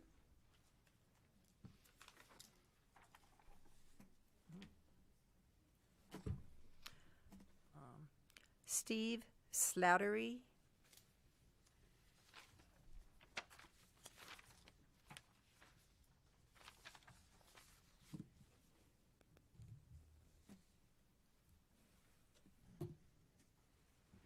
Good evening, folks. Thank you for the opportunity to speak. Been in town a little over 10 years. Steve Slattery, 330 Old Main Street. Been in town a little over 10 years. That property has been vacant the entire time. Very excited to see a proposal to have it developed. Looking at the proposal tonight, I think that, is it perfect? No. I don't think that I think that, this is a property that's in a location where trying to balance a lot of different concerns, different interests. I think what the proposal does do is, I think it does it's a very thoughtful balance of the regulations that are put in place for that area. I think looking at it overall, it does kind of nicely create a transitional property from strictly residential to some mixed residential and mixed use, and I think that it was done in a very thoughtful way. For instance, the way that the parking is located so that it's not a sea of cars, I think that that's beneficial. I also like the way that the larger of the buildings are not abutted to the residential properties that are surrounding it. I think that was all very thoughtfully done. I do, I think that it's a good question as far as how public some of the amenities would be. I think that that's something that should be discussed more. I also would suggest, that potentially, if it's possible, to have more retail space on buildings 2 and 6, which I believe the previous speaker had said. I say that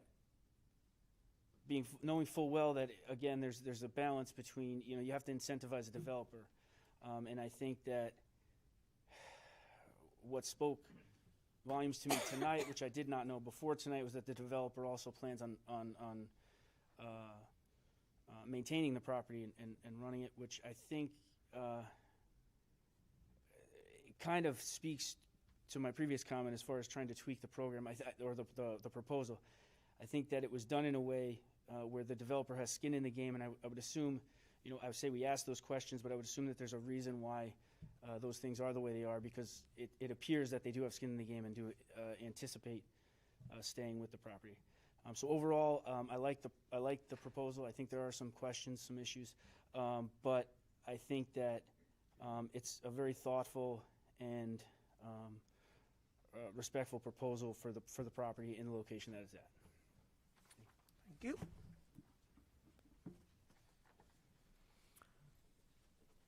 Carl Tavarazzi, the Tavarozzi, the last name? Okay. Thank you. I'm Carl Tavarozzi. I have the property at 1 Dividend Road, and I'm just going to go off on a little bit of a different take on this whole thing. I think it's a great opportunity that the developer is really giving the town. I've been staring at that eyesore for close to 20 years now. I was there before when it was Ames. It's nice to see what he's doing with the green space, that although it may be mostly for the residents that are there, it's still providing a great scenery for the people who drive by it and have to look at this. I don't think there's anybody in this room or this town that wants to see that building get knocked down and have it developed.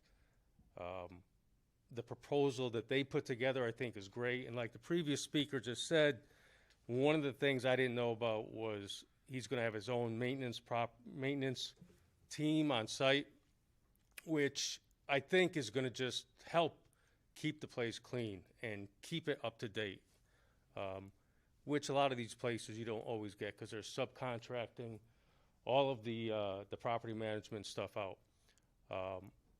That being said, like I said before, I think it's an opportunity that he's giving to the town, and the town should take full advantage of it. Thank you. Thank you. The next name was there and sort of crossed out, so I'm not sure if there's a Sandy, I think it's Lanher, that wanted to speak. 2360 Main Street. If not, we'll go to the next name, Joe Morfea.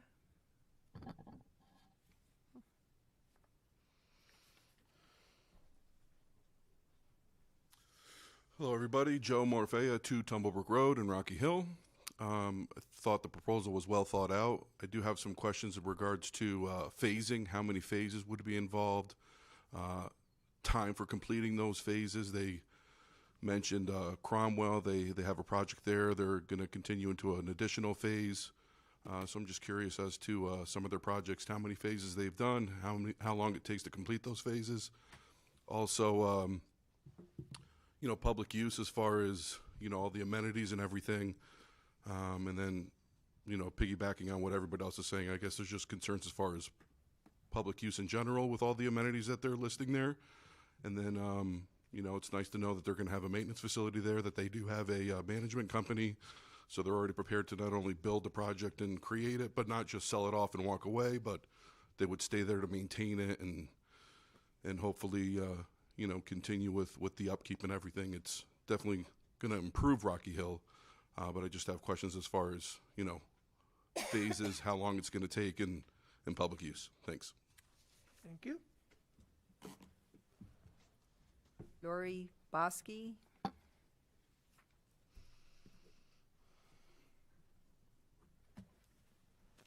Hi there, Lori Bosky, 18 Highland Street. I'm encouraged to see something being done. I've been a resident for 27 years, so I too appreciate the work that you folks are doing on this. I just have a few comments. I do agree that I still feel it is a little bit housing heavy. I did come to the pre-proposal presentation, that's a tongue twister, and I thought that there was more retail on one of the buildings, 2 or 3, but I'm not sure about that. The parking situation is interesting. If I had an apartment there, I don't think I'd want my parking space shared. What if I'm homesick one day and then somebody comes to go to the office building and they're in my parking space? So I don't know how that would be managed, and also visitor parking. I know, Kim, you mentioned visitor parking. Where is visitor parking? I didn't see areas designated for snow removal. When you're plowing, where's that all going to go for snow?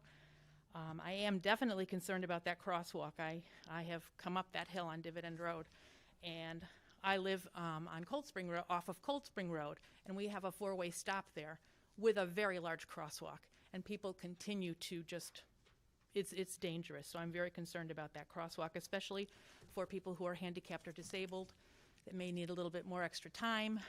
That is a concern of mine. And I know you mentioned the walkability.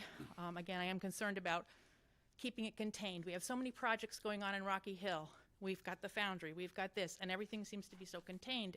We want to connect it all. How is this project going to help connect either to the foundry or to the river with additional for pedestrians or for bicycles? And that's it. Thank you for your time. Thank you. John Chudzik.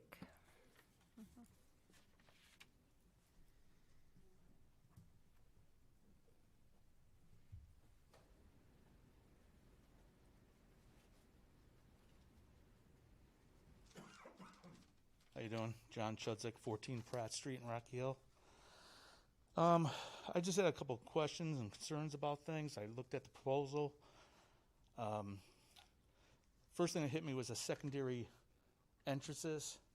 At first, when I talked to the staff, they thought that might be emergency use. I'm concerned with the one on Pratt Street. I lived in the house for 30 years. I've been in town for 60 years. I was there when Ames was a viable place, and it was very busy. That exit onto our little street was a lot of traffic, and I'm concerned about that. And it'd be nice if they could make that into like a paved, grassed emergency exit, so it's not used all the time. Next thing I saw in the proposal was, it said entertainment area. I hope there wouldn't be any bars or any things like that in the retail part of it. I didn't understand what entertainment was. Next thing was, when they do the demo, I would hope they did a hazardous material study or survey, with PCBs, lead, mercury, things like that. That rolls right in because I'm very concerned about the demo of that big building.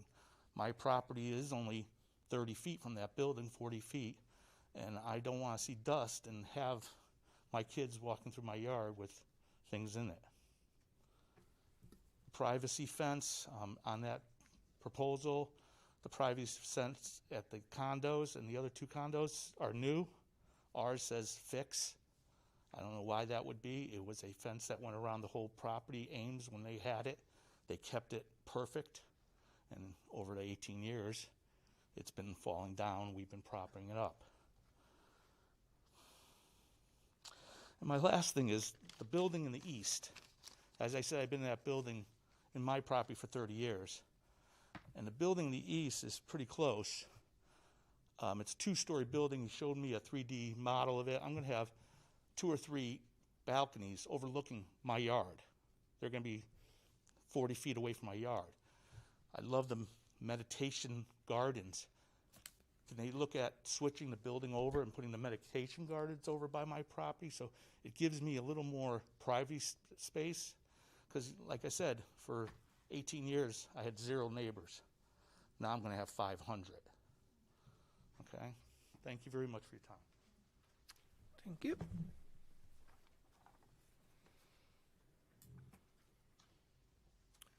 David Kozak.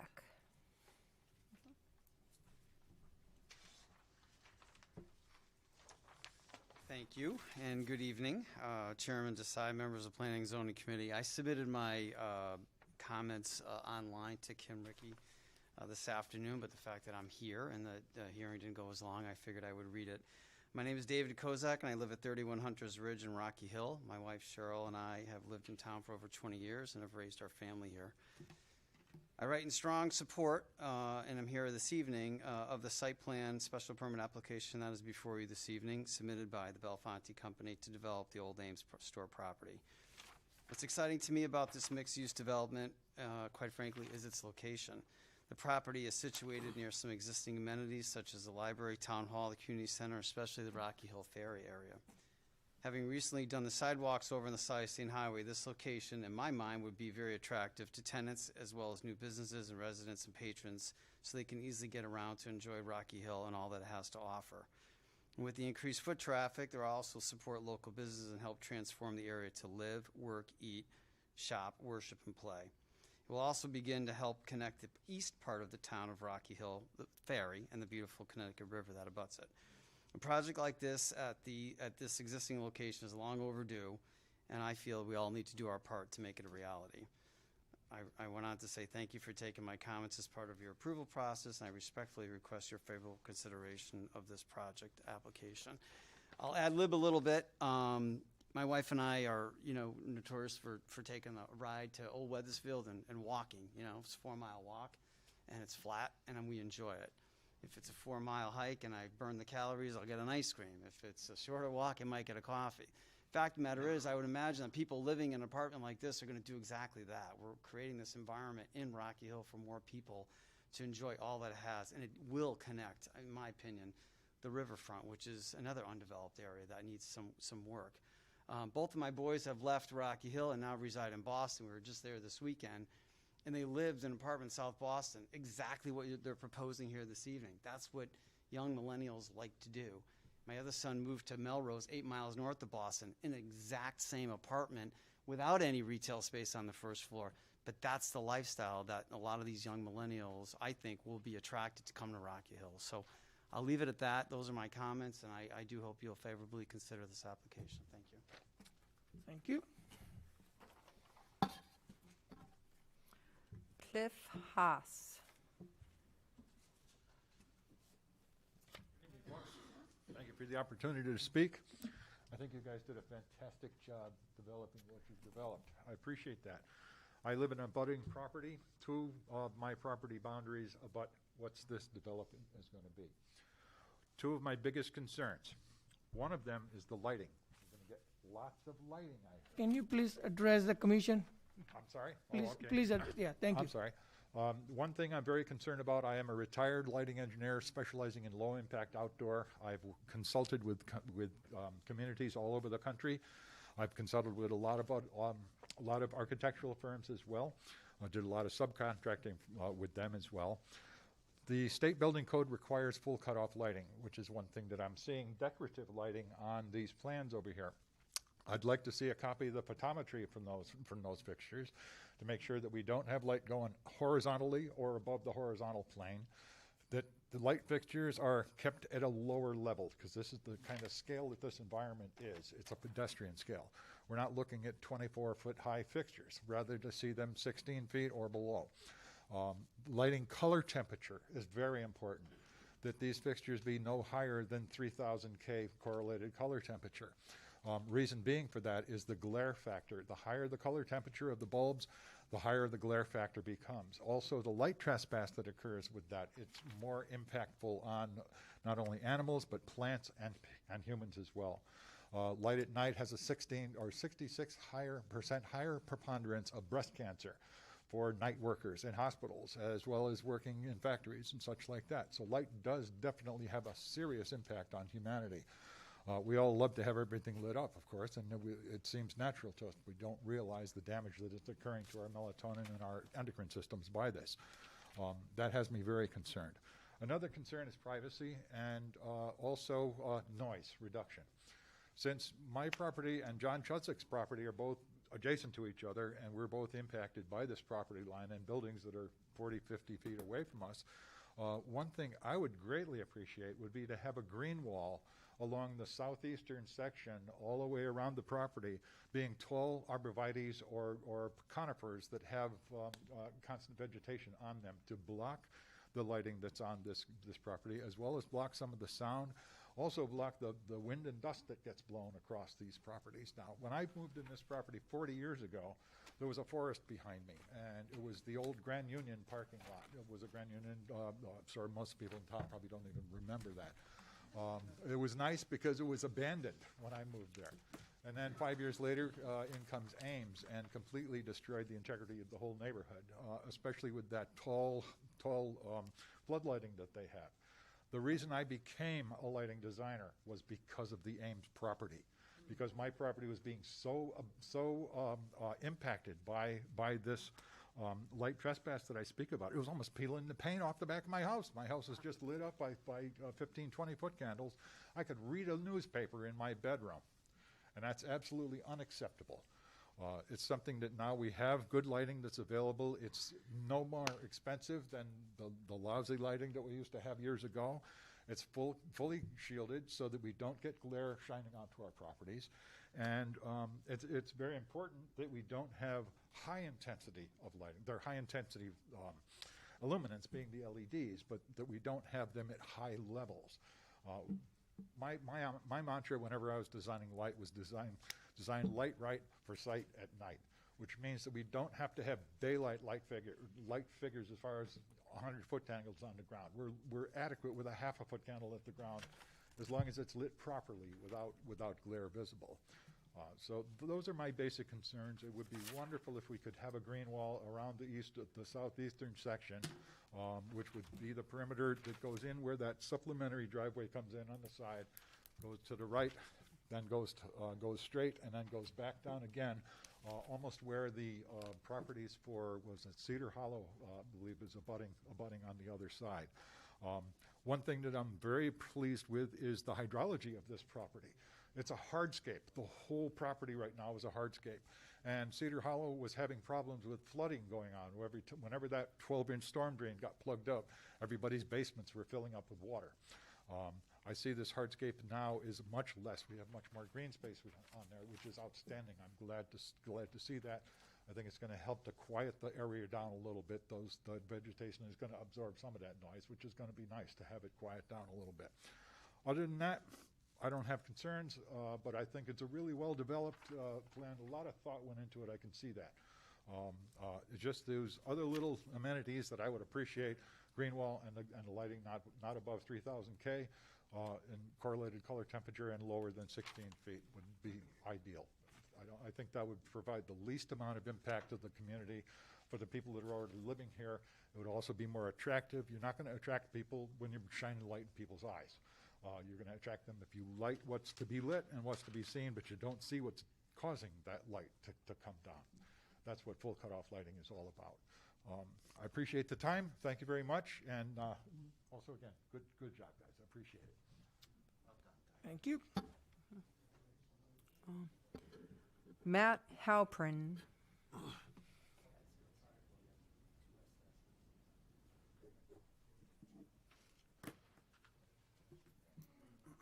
Good evening. Matt Halprin. I own property at 767 Cromwell Avenue, and I live in Cromwell at the TPC River Highlands, and my office is in Wethersfield. So I drive every day the Silas Dean Highway and go by this eyesore for the last 18 years. I think it's a wonderful presentation. I think all the technical issues that keep coming up from the speakers and people that have good items and good issues, but I'm looking at it from a standpoint of every day driving by this project that's 18, 20 years the same. They're doing everything possible to satisfy the town. It's a beautiful project. I don't have any technical issues. I think they'll work on the lighting, they'll work on whatever you guys need them to work on. It's a wonderful project for the town, and I hope it gets approved. Thank you. Thank you. Valerie Triblitz.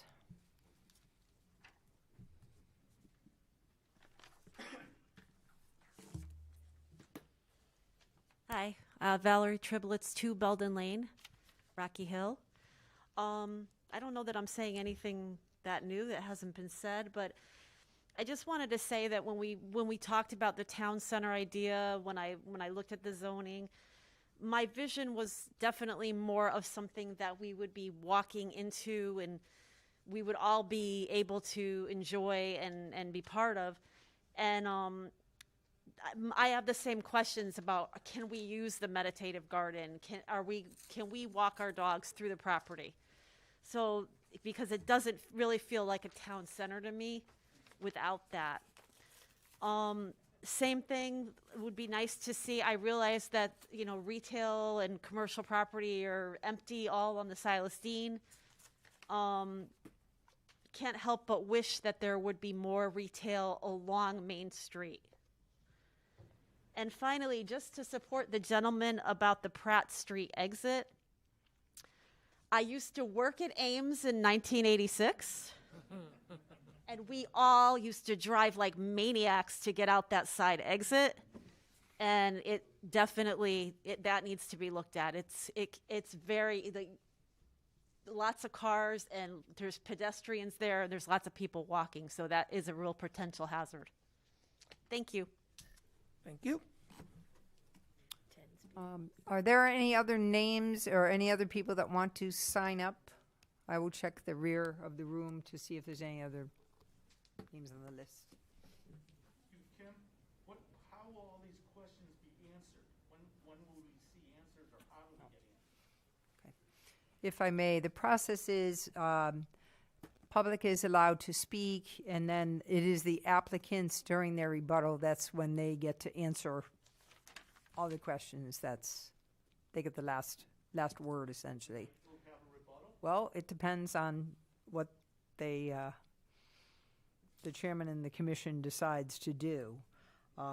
We know that there were a lot of people that did ask for more information, so that would be up to them. We may continue this to another night. I don't know, but Yeah. You can say it. Yeah, so Let me- we are going to continue, and as you know, so if you wish to speak again, whenever the date we decide, you can talk about any issues based on the presentation or anything like that. So we're not going to limit public on certain issues only. It would be, you can bring up based on what you hear. So. But how does the answer get back after we bring up the issue?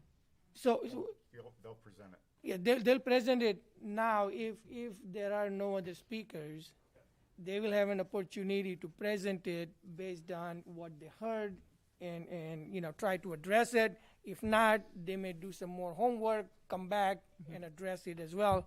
So that's how it will work. I have been asked when I did walk back, there are no other names on the speakers list. I was asked if people would be allowed to speak again. I also have written comments that I feel I must read into the record. Also, every member of the commission has copies of the written comments. So if you want to, Rather have them speak first and then. well, I think they're done. no, Oh, the members of the public speak first and then the written comments. Okay, I agree with that. Let's get the Yes. public out of the Yep. Is there anyone in the public who would like to speak? Yes.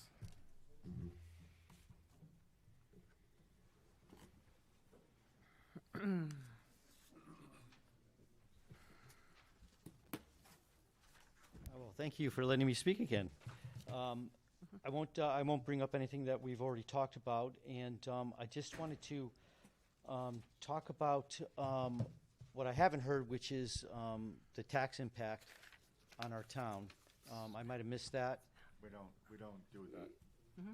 As far as the presentation goes, how it's impacting us, has there been any tax incentives given to the developer? Yeah, so the planning and zoning does not get into the tax or abatements and things like that. We have our own, planning and Thank zoning. you. I have my EDC hat on, so I'm always looking to increase the business tax base, and this is a good project for that. So, okay, that's all I had. Thank you. Okay. Anyone else who would like to speak or address to the commission? Yes.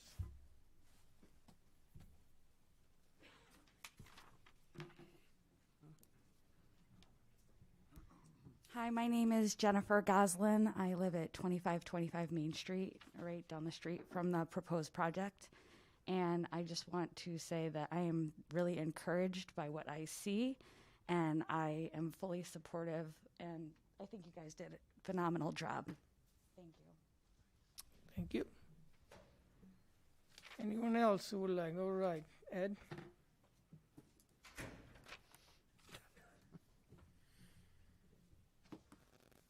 At Chickarell, 40 Riverview Road. The parklet, they showed a set of stairs. I want to know if there is a handicapped accessibility. Will there also be a ramp for mobility challenged folks? That's all. Thank you. Thank you. Anyone else who would like to address to the commission on the proposal? Seeing none, Kim, if you can please read the letters. We have an email dated November 13th from Curtis Clemens Sr. Unfortunately, I will be out of town on the evening of the public hearing. However, I wish to express my 100% support for this project. The proposed project will be a much-needed improvement and asset to this parcel and this area of town. As proposed, it is a good mix of residential and commercial space. As a 35-plus-year resident of Rocky Hill and a local business owner, I believe that this is the highest and best use for this parcel. Once completed, it will increase property values, both residential and commercial, and in nearby neighborhoods. For too long, this property has been an embarrassing eyesore. Dated November 24th from Rhonda Dupuy Junget, Junget, on 18 Elm Street. I would like to voice my objection to the pending application of 2418 Main Street regarding the development of 213 apartments. Our town has an abundance of apartments and not an abundance of school space. We recently paid to build a new middle school because our elementary schools were overcrowded. Now adding 213 additional apartments adds to our school population as well as the abundance of traffic in the area. I question if the applicant received a tax incentive as part of the purchase. Would the taxes on the apartment building compensate for the expenses that the residents of these proposed apartments would generate? In closing, again, I oppose the portion of this application that includes adding any apartments to our community, which in the long run may cost the taxpayers of this town millions to continue to add to overcrowding our schools, amongst many other expenses paid for by the taxpayers. Continuing to build up this town with apartments is destroying the small community that so many of us have enjoyed through the years. Received November 25, 2021 from John Baker, 312 Cedar Hollow Drive. Kim, as a resident of the Cedar Hollow condominium complex with a townhouse backing up to the rear of 2418 Main Street, I am still concerned with the drainage problems. There is still damage occurring from the lack of proper maintenance by the present owners. Not only have the openings not been kept clear, a project the size of this proposal could be disastrous to the storm drainage system that runs under our complex. The system is about 50 years old. The water runoff from 2418 Main Street has to be directed to the town system on Main Street. The last heavy rainstorm damaged several units' basements. I hope the town will take into consideration this issue. I hope the town will also take under consideration the rear of this project facing our complex. I hope that we will not have a view of dumpsters and loading docks again. A letter dated 11/29/21 from Executive Board of Cedar Hollow Condos. Contact Kevin Rousseau, President. And there was a correction as to the address. The address is 606 Cedar Hollow Drive. Concerns from Cedar Hollow Condo Association regarding the plans for the old Ames property. Cedar Hollow abuts the property on the east side of the property in this plan for reconstruction. We welcome the long-awaited renovation of this property, but need to voice some serious concerns that we have addressed with the town over past several years about runoff from inadequate drains that come into our complex. We continue to suffer both physical damage and a great deal of expense, both from the damage of water runoff and the increase it has caused in our insurance premiums. We have taken all suggested precautions to prevent this, but it continues as the storms hit this area. We had just recently gotten through the grace period after a mitigation project, then it happened again, and it puts our insurance coverage in jeopardy at this time. Our concern is that this has been allowed to continue and we would be overlooked once again with any new construction. In addition, the surface water runoff and wastewater sewage is going to add to the pumping station issues if not specifically addressed in the new plans. We hope it is not going to go through our system to get there. We have addressed on a few occasions with the state the buried oil tanks that have also leaked and caused a problem in the drains next to our buildings. This also builds up over time and becomes a problem for us repeatedly. We would like to know the specifics in the final plans address these concerns so that we are kept informed of such. An email dated November 30th, 2021 from James Mitchell. Good afternoon, Kim. I hope this finds you well. Would like to comment on the above referenced application and have read it into the record at the meeting of 12/1/21. My name is James Mitchell, and I am writing to attest I am in favor of the application for 2418 Main Street. As the owner of properties on Old Main Street, Glastonbury Avenue, and Meadow Road, I have been continuously driving by this site for years. Suffice it to say that the view of overgrown parking lots and desolate buildings has worn on me. As one of the most visible properties in Rocky Hill and the beginning of its commercial corridor, it's imperative that the site be developed into a mixed-use development that will be new, vibrant, and alive. I believe these applicants will accomplish that, and when paired with the Glastonbury Avenue Overlay District, will bring this area new diversity and energy. I strongly urge approval of the application. Dated December 1, 2021, from Alan and Jennifer Baglia, Baglia, at 10 Esther Road.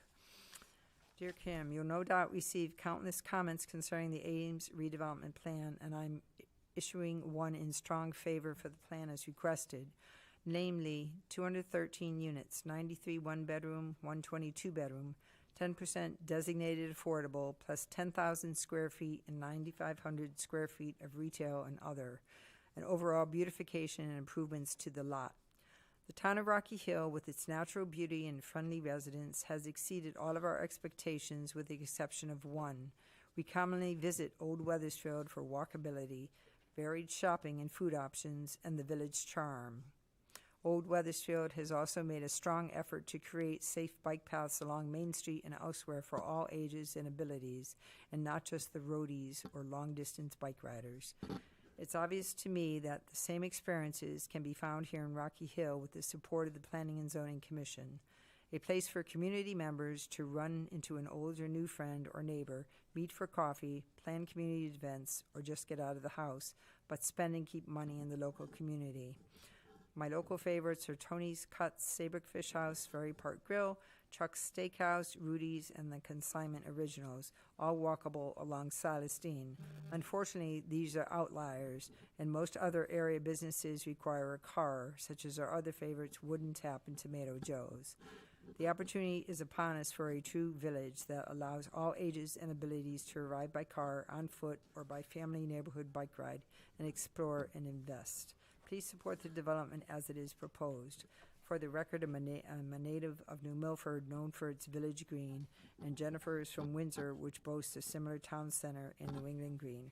Rocky Hill can do the same here in our new home. An email received December 1, 2021 from Tom Piglise on behalf of Chris Cambereri, it's Cambareri,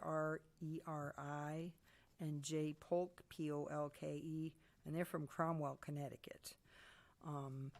Dear Planning and Zoning Commission and members of the Rocky Hill community, before you tonight is an application from Belfonte Companies to develop a multi-million-dollar mixed-use development in your town. Belfonte Companies purchased our property in Cromwell, formerly known as the Nike Site Army Base. This property sat vacant for almost 40 years. Belfonte turned this dilapidated site into a state-of-the-art apartment complex which cleaned up the neighborhood, increased the value of the abutting properties, spawned other economic development, and is a major gain for the grand list. We encourage you to approve this development as it will be an asset to your town. A letter received today, December 1, 2021, from Kerry Wood, State Representative of the 29th District. To Chairman Desai, I am writing in support of the application submitted by Joseph Williams on behalf of his client, Belfonte Companies, LLC. Belfonte Companies, LLC seeks to develop a mixed-use project at the location of the former Ames headquarters in the town of Rocky Hill. For too long, this parcel has sat vacant while our town has held parades, ceremonies, and gatherings in this area. This 12-plus acre parcel is located in the heart of our municipal complex or campus and what we would consider our downtown. From here, we can walk to the Ferry, Historical Society, Congregational Methodist churches, post office, library, town cemetery, and our town hall. I support the town efforts in creating a more walkable and connected town center that would incorporate this project. While many of us have different ideas for what we'd like to see here, the reality is that housing remains a huge need in our state. At a recent conference I attended, economists said that we can build housing for the next 5 years in Connecticut before we fill the need that currently exists. Because Rocky Hill's central location, expanding business offerings, and abundant office and industrial parks, our town is a prime location for new housing. I am pleased to see Belfonte Companies respect the integrity of our small suburban town by adding outdoor recreational spaces and a commercial component that may host restaurants and offices. Thank you to the team in our town hall that has worked tirelessly on this, moving this project forward. We also received late this afternoon, as I indicated earlier, a preliminary village district review report from our village district consultant, who is Glenn Chalder, the president and founder of Planometrics, who I know our commission is familiar with. There are some graphics in the report, so I can't get into that. I can't show that, but it is in the file for public record. It is a preliminary village district review requested by Planning and Zoning Commission, so he does reserve the final comments for later on in the public hearing. Applicant Belfonte Companies, LLC requests special permit site plan approval for mixed-use development, 2418 Main Street. Following materials were reviewed and considered and relied upon as part of preparing this report. Site plan, building plans dated up to 11/8/21. Special permit application form and supporting materials dated 11/10/21. Village district review by SLR dated 11/30/21. Report is limited to village district considerations as contained in Section 8-2J of Connecticut General Statutes, Section 4.A.1, Section 4.E, Section 8.C, Section 9.D of the Rocky Hill zoning regulations, and other relevant or related reference documents. As such, it does not address mixed-use allocations, housing affordability plans, or other regulatory issues which the Commission may properly consider. The Village District Review and Report is preliminary since important and relevant information has not yet been submitted to the Commission. Comments and recommendations are based upon the information available at this time. Planometrics reserves the right to provide additional or modified comments and recommendations as additional information becomes available, especially during the public hearing process. Overall, it is important to state that the redevelopment of the site at 2418 Main Street is a significant event in the history of Rocky Hill and an incredible opportunity provided it is done well. Page 49 of the 2015 POCD highlights the importance of thoughtful and relevant design which will contribute to creating a town center for the community rather than just a development or redevelopment on the site. The importance of the overall design to the success of the town center cannot be understated. The development which does not represent excellence in placemaking could result in a development which misses the mark and accomplishes few of the benefits described previously. Overall, the first impression of the application is that the design elements in the buildings have not yet translated to the town center location of Rocky Hill. It leaves the impression of a suburban apartment building rather than that of a town center type building, especially looking at the reduced scale elevations on page 2 of this preliminary report. The applicant should submit a visual storyboard or other information such as alternative facades or 3D visualizations, which explains how the proposed development relates to building elements in Rocky Hill's town center area and or other town center type locations. Section B, Section 4 of the zoning regs. Section 4A1 of the zoning regulations designates the town center as a village district in accordance with Section 8-2J of the Connecticut General Statutes. Section 4E1 of the zoning regulations contains design objectives for the town center district. It is the applicant's responsibility to provide information demonstrating consistency with these design objectives. Village district review submitted by SLR provides broad statements without providing any visual backup or justification with regard to how indicated design objectives have been considered and incorporated. A picture is worth 1,000 words, and the applicant should submit a visual storyboard indicating how the proposed development relates to building elements in Rocky Hill's town center area and other town center type locations. Analysis should also address design considerations as developed for Celestine Highway, a Celestine Highway vision for reinvestment, action items and design guidelines. The design considerations contained in Section 8-B and 8-C, the design objectives within Section 4E, and the achievement of goals and objectives, policies, and recommendations of the Plan of Conservation Development, particularly with regard to Chapter 5 and support establishment of a town center. Town center, Section 8C of the zoning regulations. Town center regulations specifically refer to design considerations in Section 8C of the zoning regulations.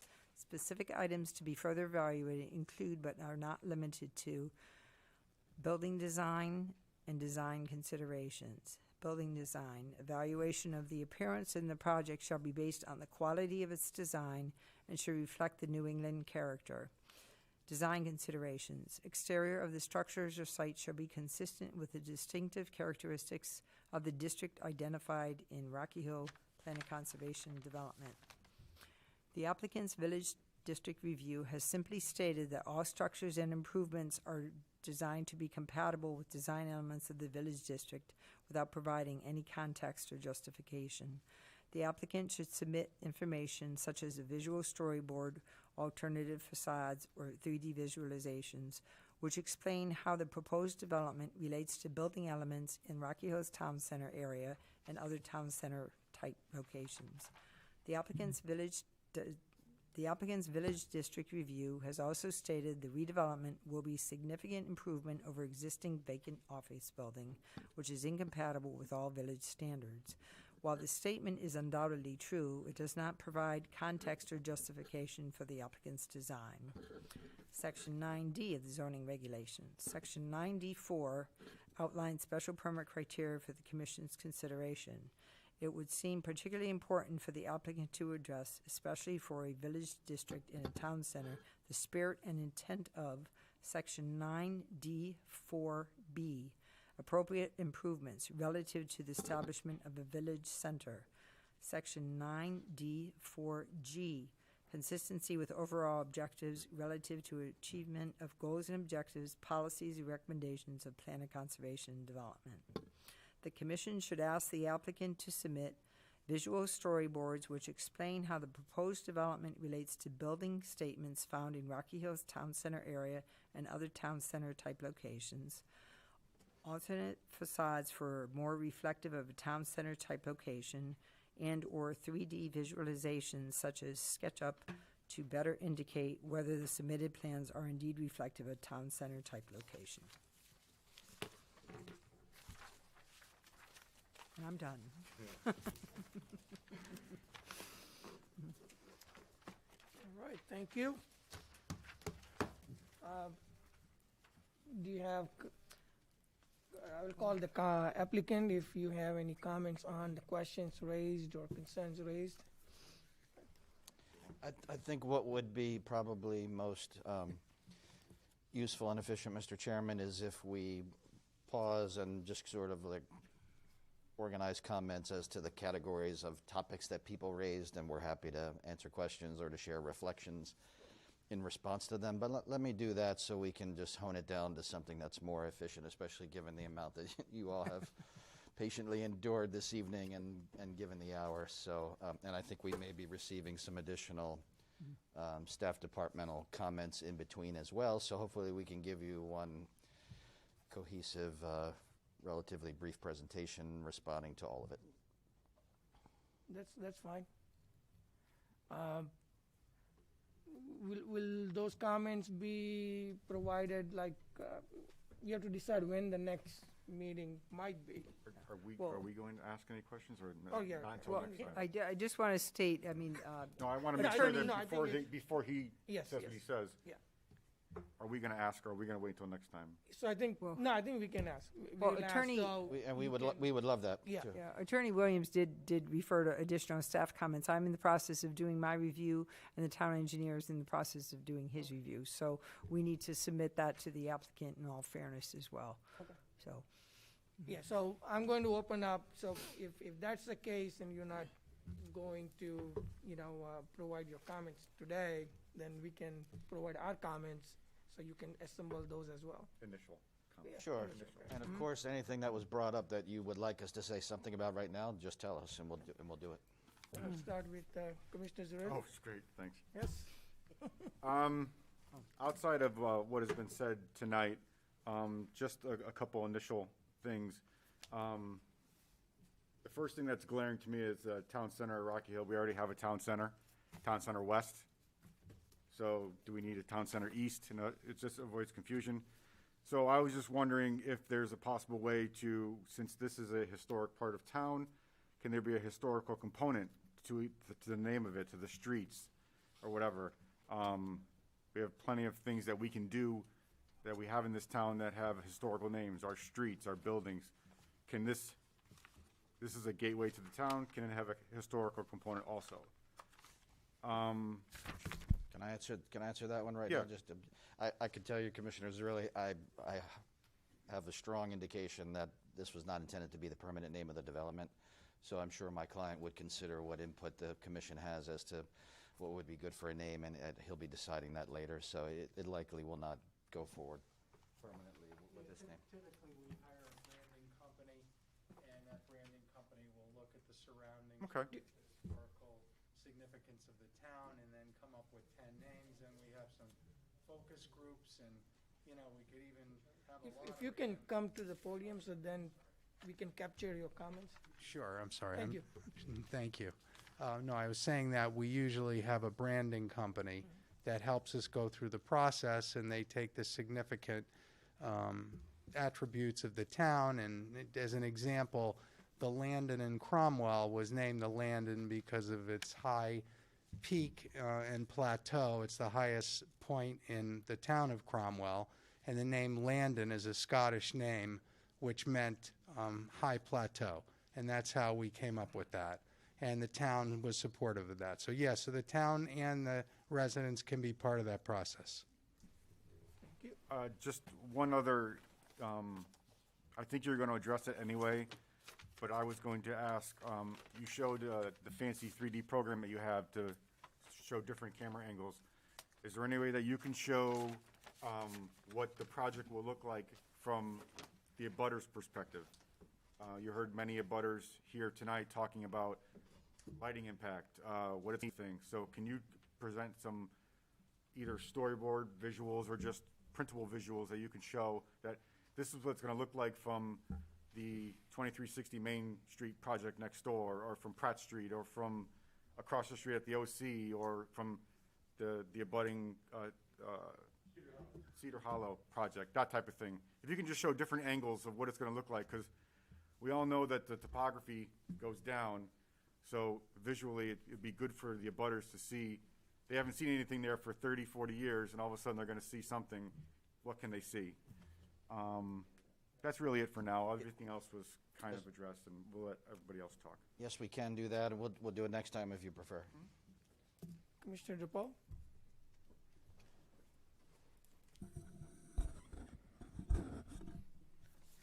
Good evening, everyone. I have a few questions. One, have you considered solar or fuel cell as a source of power for this development? And if so, let us know next time. If not, why? I'm still struggling. I think we talked about this last time, how you're going to get a ladder truck down to buildings 3 and 4 should they catch fire. With the way again, I'll let the fire department weigh in on that, but I looked at the plan. It looks exactly the same as last time. I'd like the fire department to weigh in on that.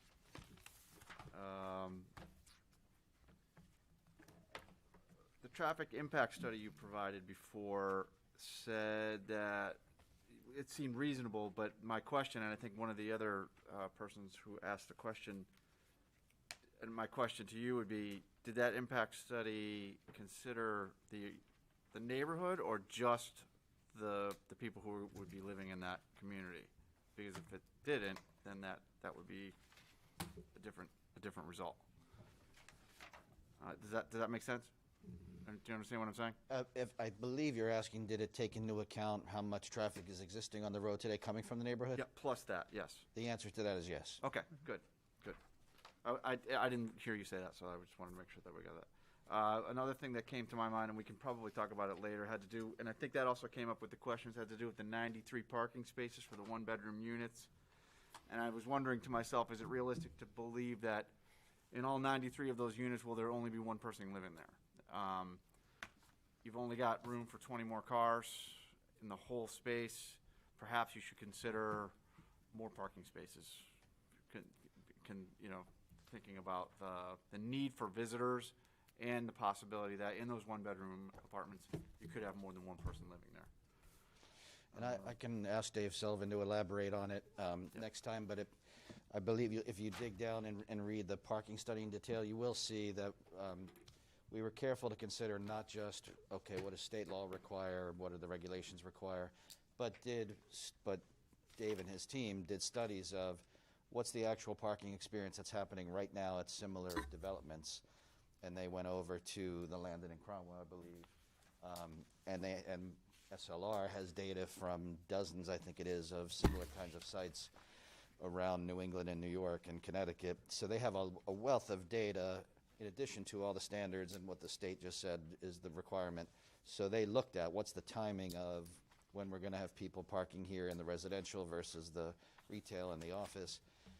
What sharing can we do without being too generous about the sharing, because that's not in Belfonte's interest, really. He doesn't want to have a site where there's not enough parking and people are complaining.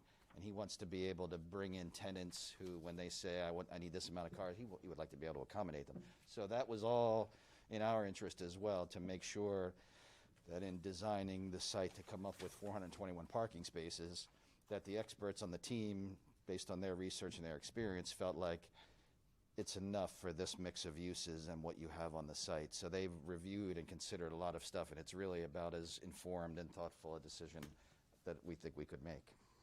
Okay. And my final comment has to do with what several people had indicated tonight, and I think I said it last time we met too. 10% of your entire property is dedicated to retail or commercial. I urge you to consider more. That's all. Good. That's it. Thank you. All right. Thank you. Commissioner Bisabi? Good evening. Evening. A lot of the comments have been stated already. I just had a couple other questions. You stated 22 units for moderate rent. Are those going to be scattered through all the apartments, or is it going to be like a cluster? No, they'll be dispersed. That's the standard practice. Okay. How many of those 22 units are one bedroom or two? Generally, the practice is, and I believe what we would try to follow, is to have the same mix of ones and twos among the affordable that we would have among the market rate. So I'm seeing agreement on that. So the same, I forget the exact number, but we stated it in our materials, the same percentage of ones and twos will apply to the affordable units as well as the market rate. Okay, the garages, are those cold storage? What utilities are gonna be in those? No utilities. No utilities. So those are just parking, no shops? That is correct. Okay. And last question was, the parking on site looks like it's just for cars or regular sized trucks. What about recreational vehicles, say boats, RV? None of this parking look like? Not allowed in the lease. Okay, Right, we don't provide it, it's not allowed. all right, that's all I got. Thank you. Mr. Robbins? Okay. I think the fastest way to deal with this, and if I'm redundant, with something that's already been said, you can pool the questions together later and just throw them together, so they don't have to be dealt with individually if they're redundant. After close review of the documentation that we were given today, I just have some questions about numbers within the proposal, and some conflicting data, along with a number of questions. But one of the things that I saw in the proposal was back in February, you were considering 180 residential units.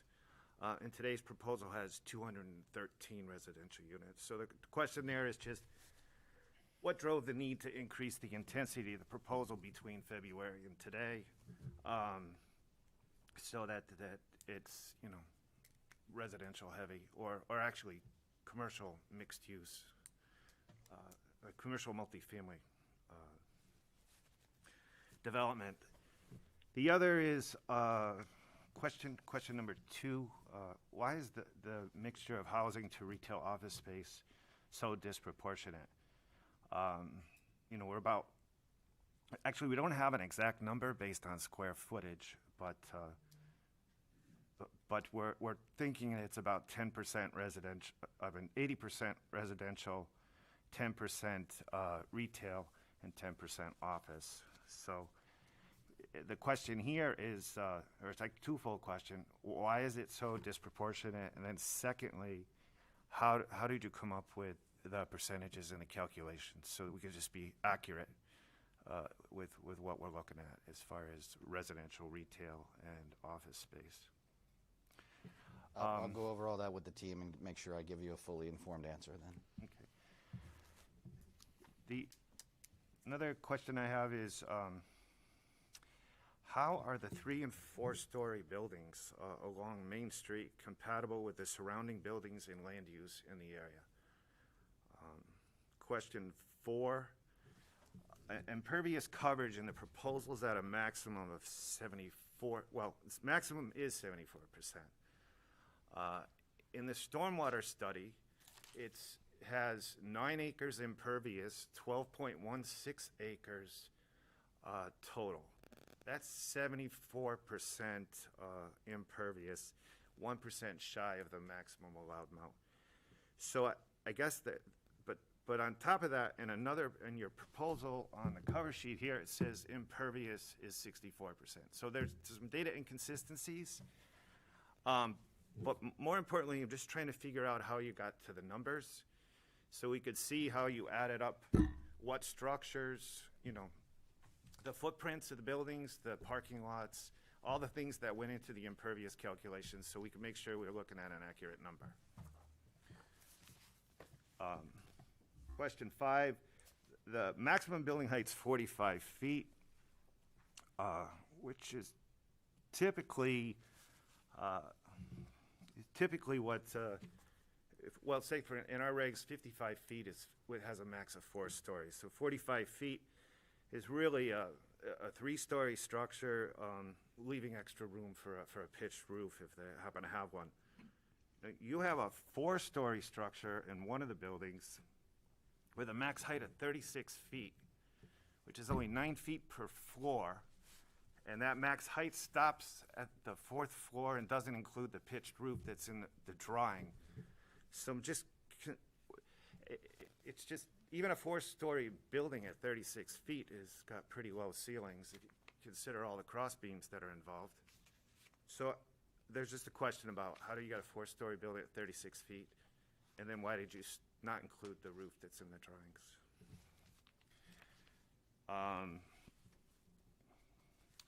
The other thing, and just to be clear, this is a simple question.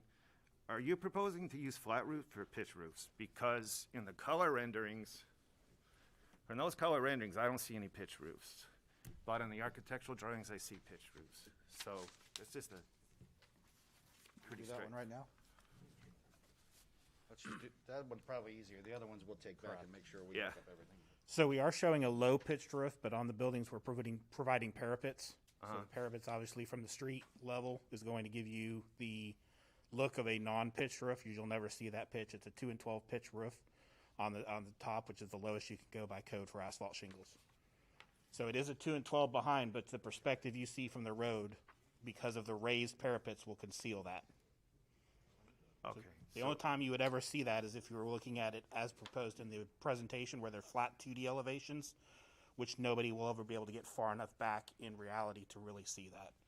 From the street level, when you're looking at, that's why we brought the software so that you could look at it and see from the road level. Yep. You never see those pitch roofs. Okay. Next question is, this is a kind of a two-part question. I just noticed on the lower level retail units, they kind of all look the same,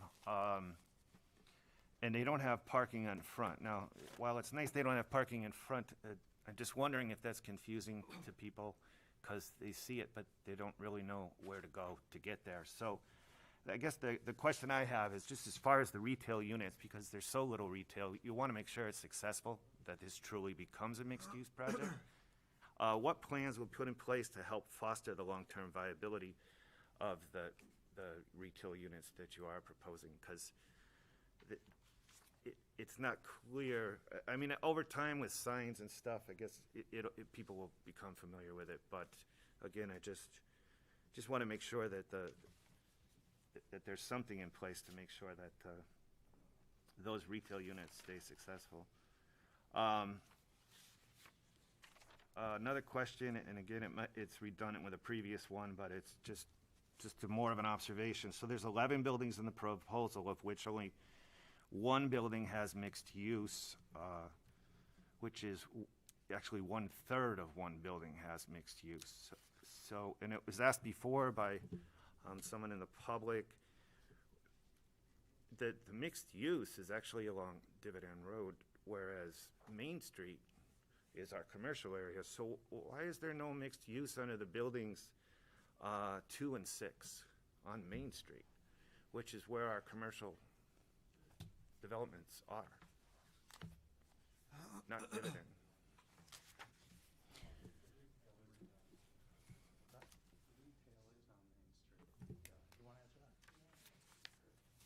Ask Mr. Belfonte to hear some reaction.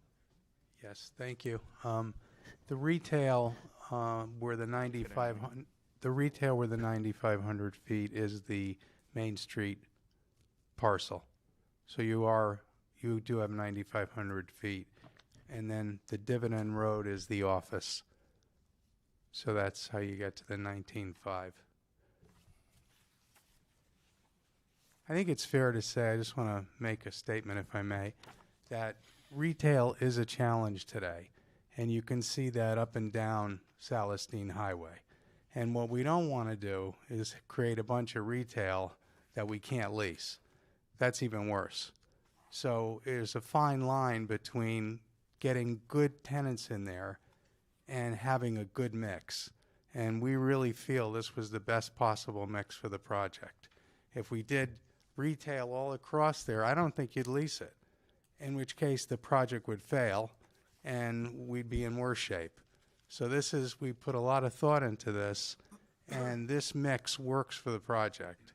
And that's why we came up with it, with the density, as well as the retail, as well as the office, because we can lease that space to really good tenants.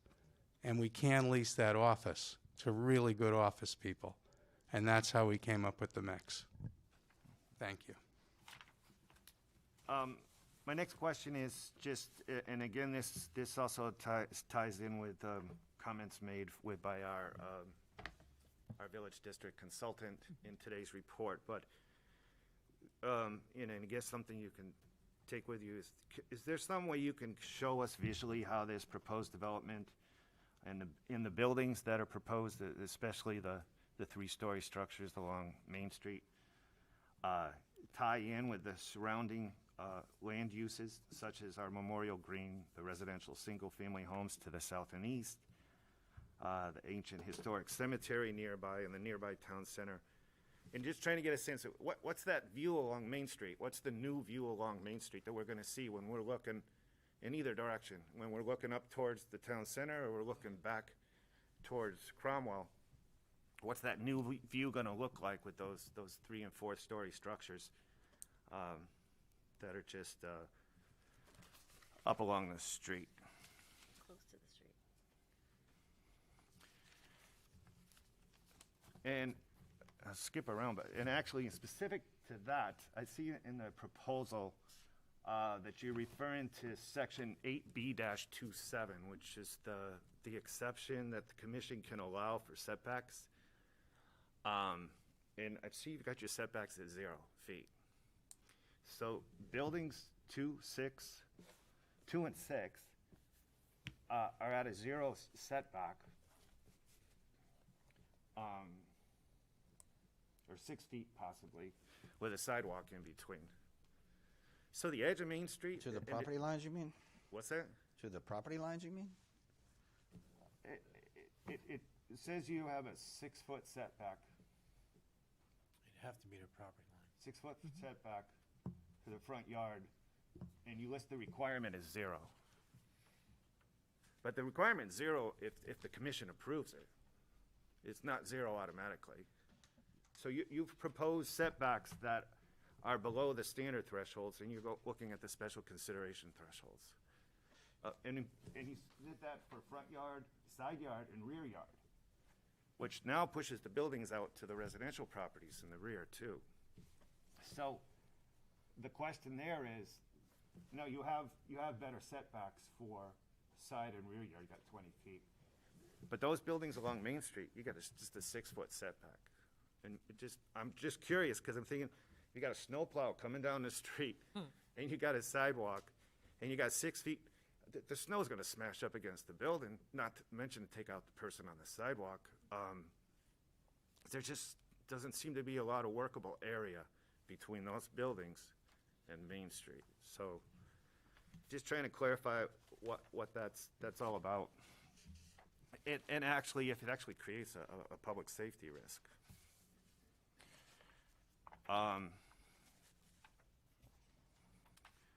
Another question I have is, how will this project impact community resources, such as new school children per year, emergency services, and law enforcement?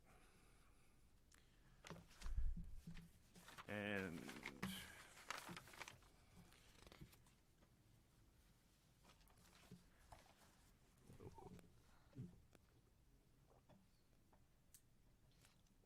so this is redundant to Mr. Chudzik neighbor's comment there.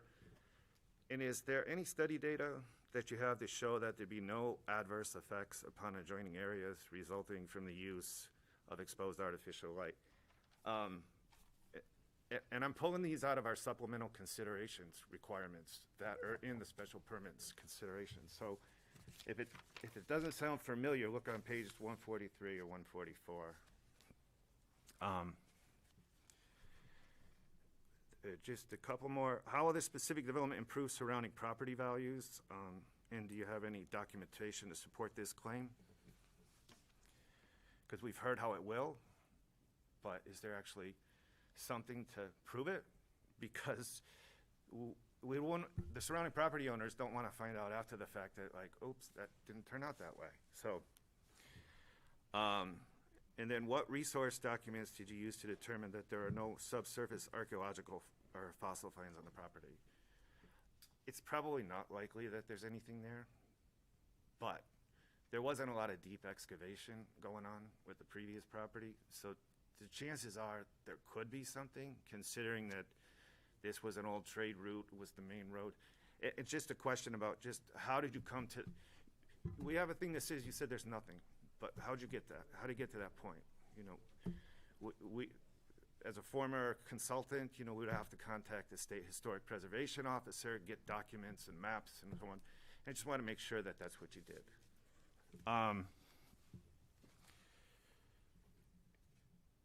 Then the last one, and this is going to be of interest, is that actually taxes is something we ask. It's under Design, Architecture, and Aesthetics, 4E. It says the commission shall consider the reduction of a proper ratio between taxable values of real property in the area and the cost of municipal services therein. So my question there is, has anything been evaluated, and if so, and if not, can we get this done to just see what we think the tax impact is based on the offsets from the additional taxable income that's going to come in from the developer?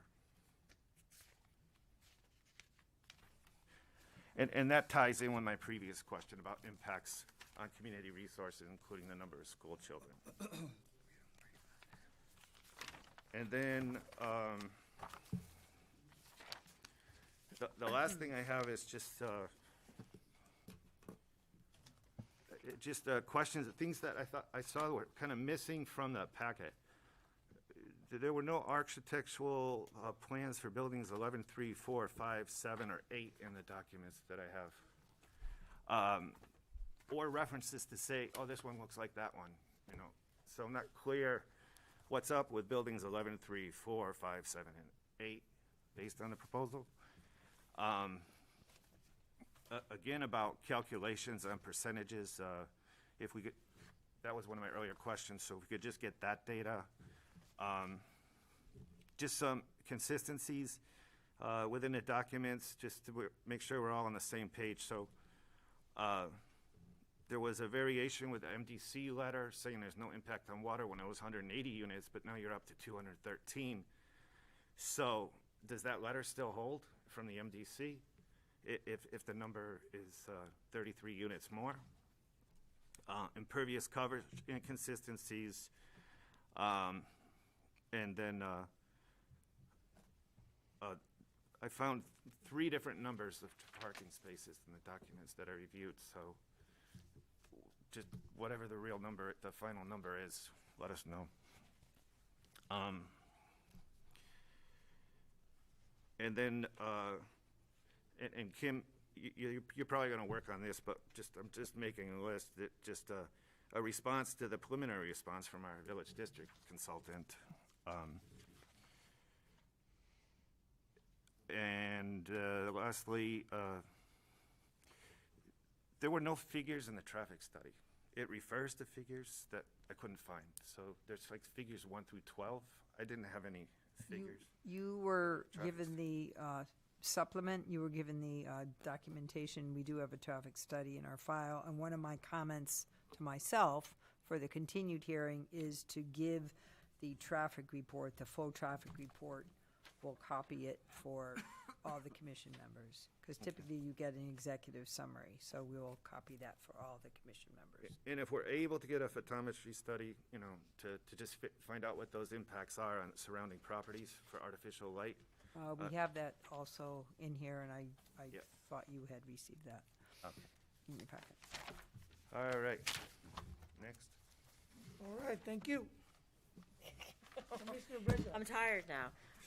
Well, I think the plan, thank you for your presentation, all of you, for a lot of hard work and hours went into it. I just had a hard time seeing your plans with this small paper and trying to count parking spaces and whatnot, so forgive me. But along Main Street, along that route where your buildings 2 and 6 are, I'm trying to conceptualize that with your color prints, because it seems like there's a lot of trees and shrubs there, but it's very close to the street. And as my partner had said, I think it's difficult to kind of visualize how much trees, benches, or whatnot you're going to buffer in between going to right straight to the frontage on those two buildings. In terms of retail space, office space, you have number 9 is the only one, and it's not really on Main Street. It's more on the Dividend Road side, according to the map and from what I can remember visualizing. It's mostly on the Dividend Road side, so it's at the end. It's south. It's not. It's the two buildings are prior to that. So, and again, as Ron had said, parking is in the back, so people going by that street might not know to go in there for retail, to know that it's retail or whatnot. So I would say, if you're going to do this project, what are your phases? And someone from the public had commented on what the phases are for phasing in each of in your plans, because we've all seen projects that we've been a part of fail in completing their phases for retail especially. So we've seen that in our You town. actually have that plan from us if you've flipped through all the tabs in the packet I gave you. The different phases? The phasing plan is one of the Okay. tabs near the end. So when do you plan to phase in the retail or the office space type things? Is that towards the end? It shows you on there. Okay, because that's one thing I would like to know, if there are definite dates and whatnot for the phase in. If you have any retail places that you've already, entertained, because we've You have seen. your packet there? Yes. It's in this document. Okay. Tab okay. 14, it's a. Okay, because I definitely would like to see more retail. I would like to hope that we could get those plans a little bit more firmed up on possible Sure. people that would. Open it up to tab 14 and I'll show you what I'm talking about.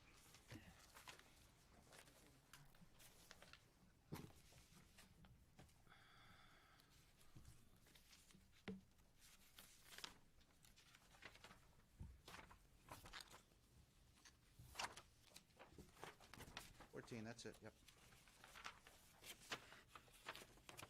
You can see the retail building, or the mixed-use building that has the retail is in the phase 1.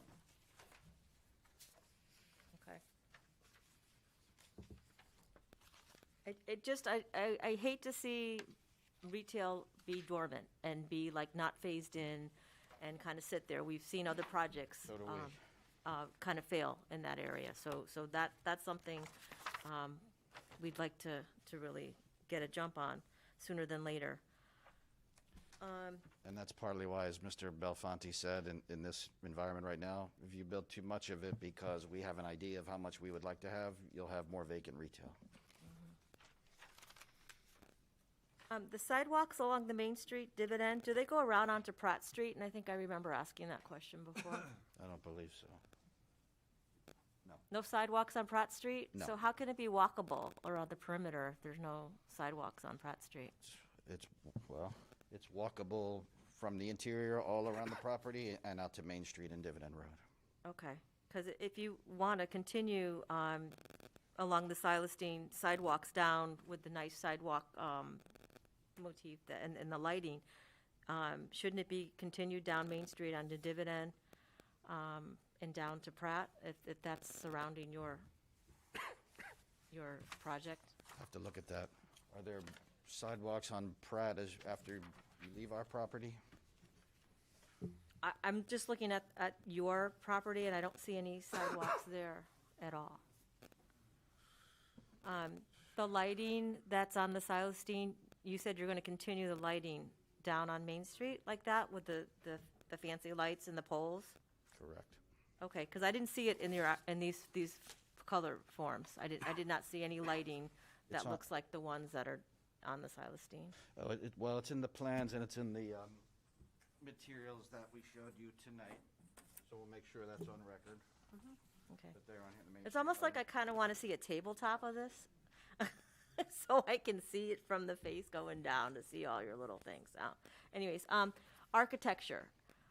I guess when I look at it, I see something like a big box.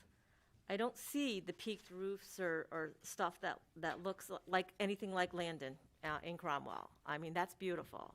But I see flat roofs, and those are parapets that you're talking about. I guess I'm expecting, or would have liked to have seen something a little bit more in line with a town center motif, or a look that's more old style. But I would definitely like to see your architecture, if you could bring samples in to show everyone, so that maybe they can see some of the products that you plan to use. We specifically went with these parapet roofs to make it look like an old town center and not pitched roofs on the main street. There's pitched roofs behind on some of the buildings. I think one of the commissioners had a question about what do the other buildings look like. And that's more like the Landon, the ones that are in the back. But we specifically designed this like this to make it look like a town center. And again, a lot of thought went into this, and we talked to a lot of people about it, and we talked to the town, and we talked to the commissioners, and we talked to everybody. So a lot of work went into this to make those roofs with a very low pitch, create the parapets. I mean, I think the design looks phenomenal, and I'm not saying that, I'm trying to be objective. We did 10 or 12 different iterations, and this is what we came up with, and everybody embraced it. Okay. Thank you. I mean, flat roofs, is that, you plan to put the air handlers? They're or not flat, though. Okay, well, they slant in the back. So are your air conditioning units going to be on top of the roof, or No. nothing's on? Okay, No. nothing's on, okay. Okay, good. In your complex, there seems to be like, and I can't really visualize how wide a lot of this, the roads are, but do you plan on making it two-way traffic, or is it one-way traffic? I don't think any of it is designated as one way. No, it's all two-way? It's all two-way, yep. Okay. I think that there would be some tight turning radius for our emergency vehicles with that. We have provided a plan on that shows that there is sufficient room and turning radius for emergency vehicles. Okay. That's in the plan set. Where's snow going to be removed or pushed in your diagrams? Because I guess I don't have a clear picture of how you're going to move that snow when it snows. Like where's it going to be pushed? Is it going to be pushed into parking spaces? Because then, Given the variety of areas, maybe it would make sense for us just to mark the spots and bring it back and show you rather than try to describe it verbally, because there's so many different places around the site. yeah, okay. Because that's not a clear thing for me. You mentioned in your plan about signage is going to be a separate application, but did you have any ideas of where you were going to put signage, or how, like whereabouts in your plans? Not till we do that. Okay. We haven't done it yet. Okay. And you said there are bike paths around in the complex? There's sidewalks. Sidewalks. Yeah. Are they bike friendly? Like, is that going to be used for bikes to bike around there? I think just to. They're not really intended for biking now. Okay. All right. The bus stop that is across the street, and I know you were going to put a crosswalk in there. If you're walking across the street and people are walking across, that's where a memorial is. So they're walking across the grass. So maybe kind of give some thought to how they're going to get to the bus stop. Is it going to be a trodden path that goes across into our green grass? We hold our memorial services there and whatnot. So that's something to consider. Understood. You know, how to do that. It's in a tough place, that bus stop, and it's tiny. So, you know, I would say give it a little bit of thought. Sure. For the handicapped housing units, or for people with specialized needs, do you have automatic doors or sliding doors that will open for them automatically rather than having to push through them?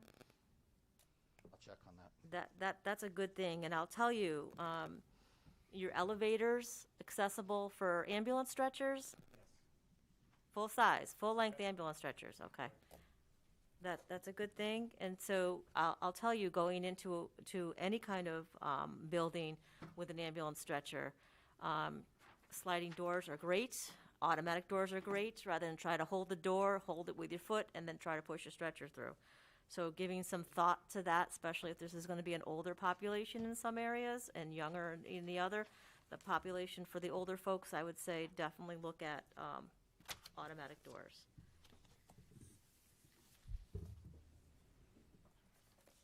Is the pet area going to be fenced in? I know you talked about the pet area for your pets, and is it going to be fenced in? Yes. Okay, and is that, only going to be for the residents of the community there? Yes. Okay, so nobody can take their pets and go walk them there, okay? No. All right. And have you thought about, like, the school bus stops? If a school bus stops for picking up children there, are they going to be coming into the complex, or? That's the kind of thing that always has to be worked out with the school district and with the transportation coordinator, and it's largely in the discretion of the transportation coordinator if they feel like there's a safe place for a stop at the road, or do they want to come in, and partly they have to factor in how much time it takes them and that sort of thing, and they may adjust it with experience when they see how many are there to pick up, that sort of thing. So it's unknown, but it will be worked out and will be carefully thought through and discussed with the school board. We just don't want to try to dictate the answer for them. Good, yeah, no, we just want to make it sure that it's safe for people. Okay. And I think that's it for now. Thank you. Thank you. All right, thank you. I think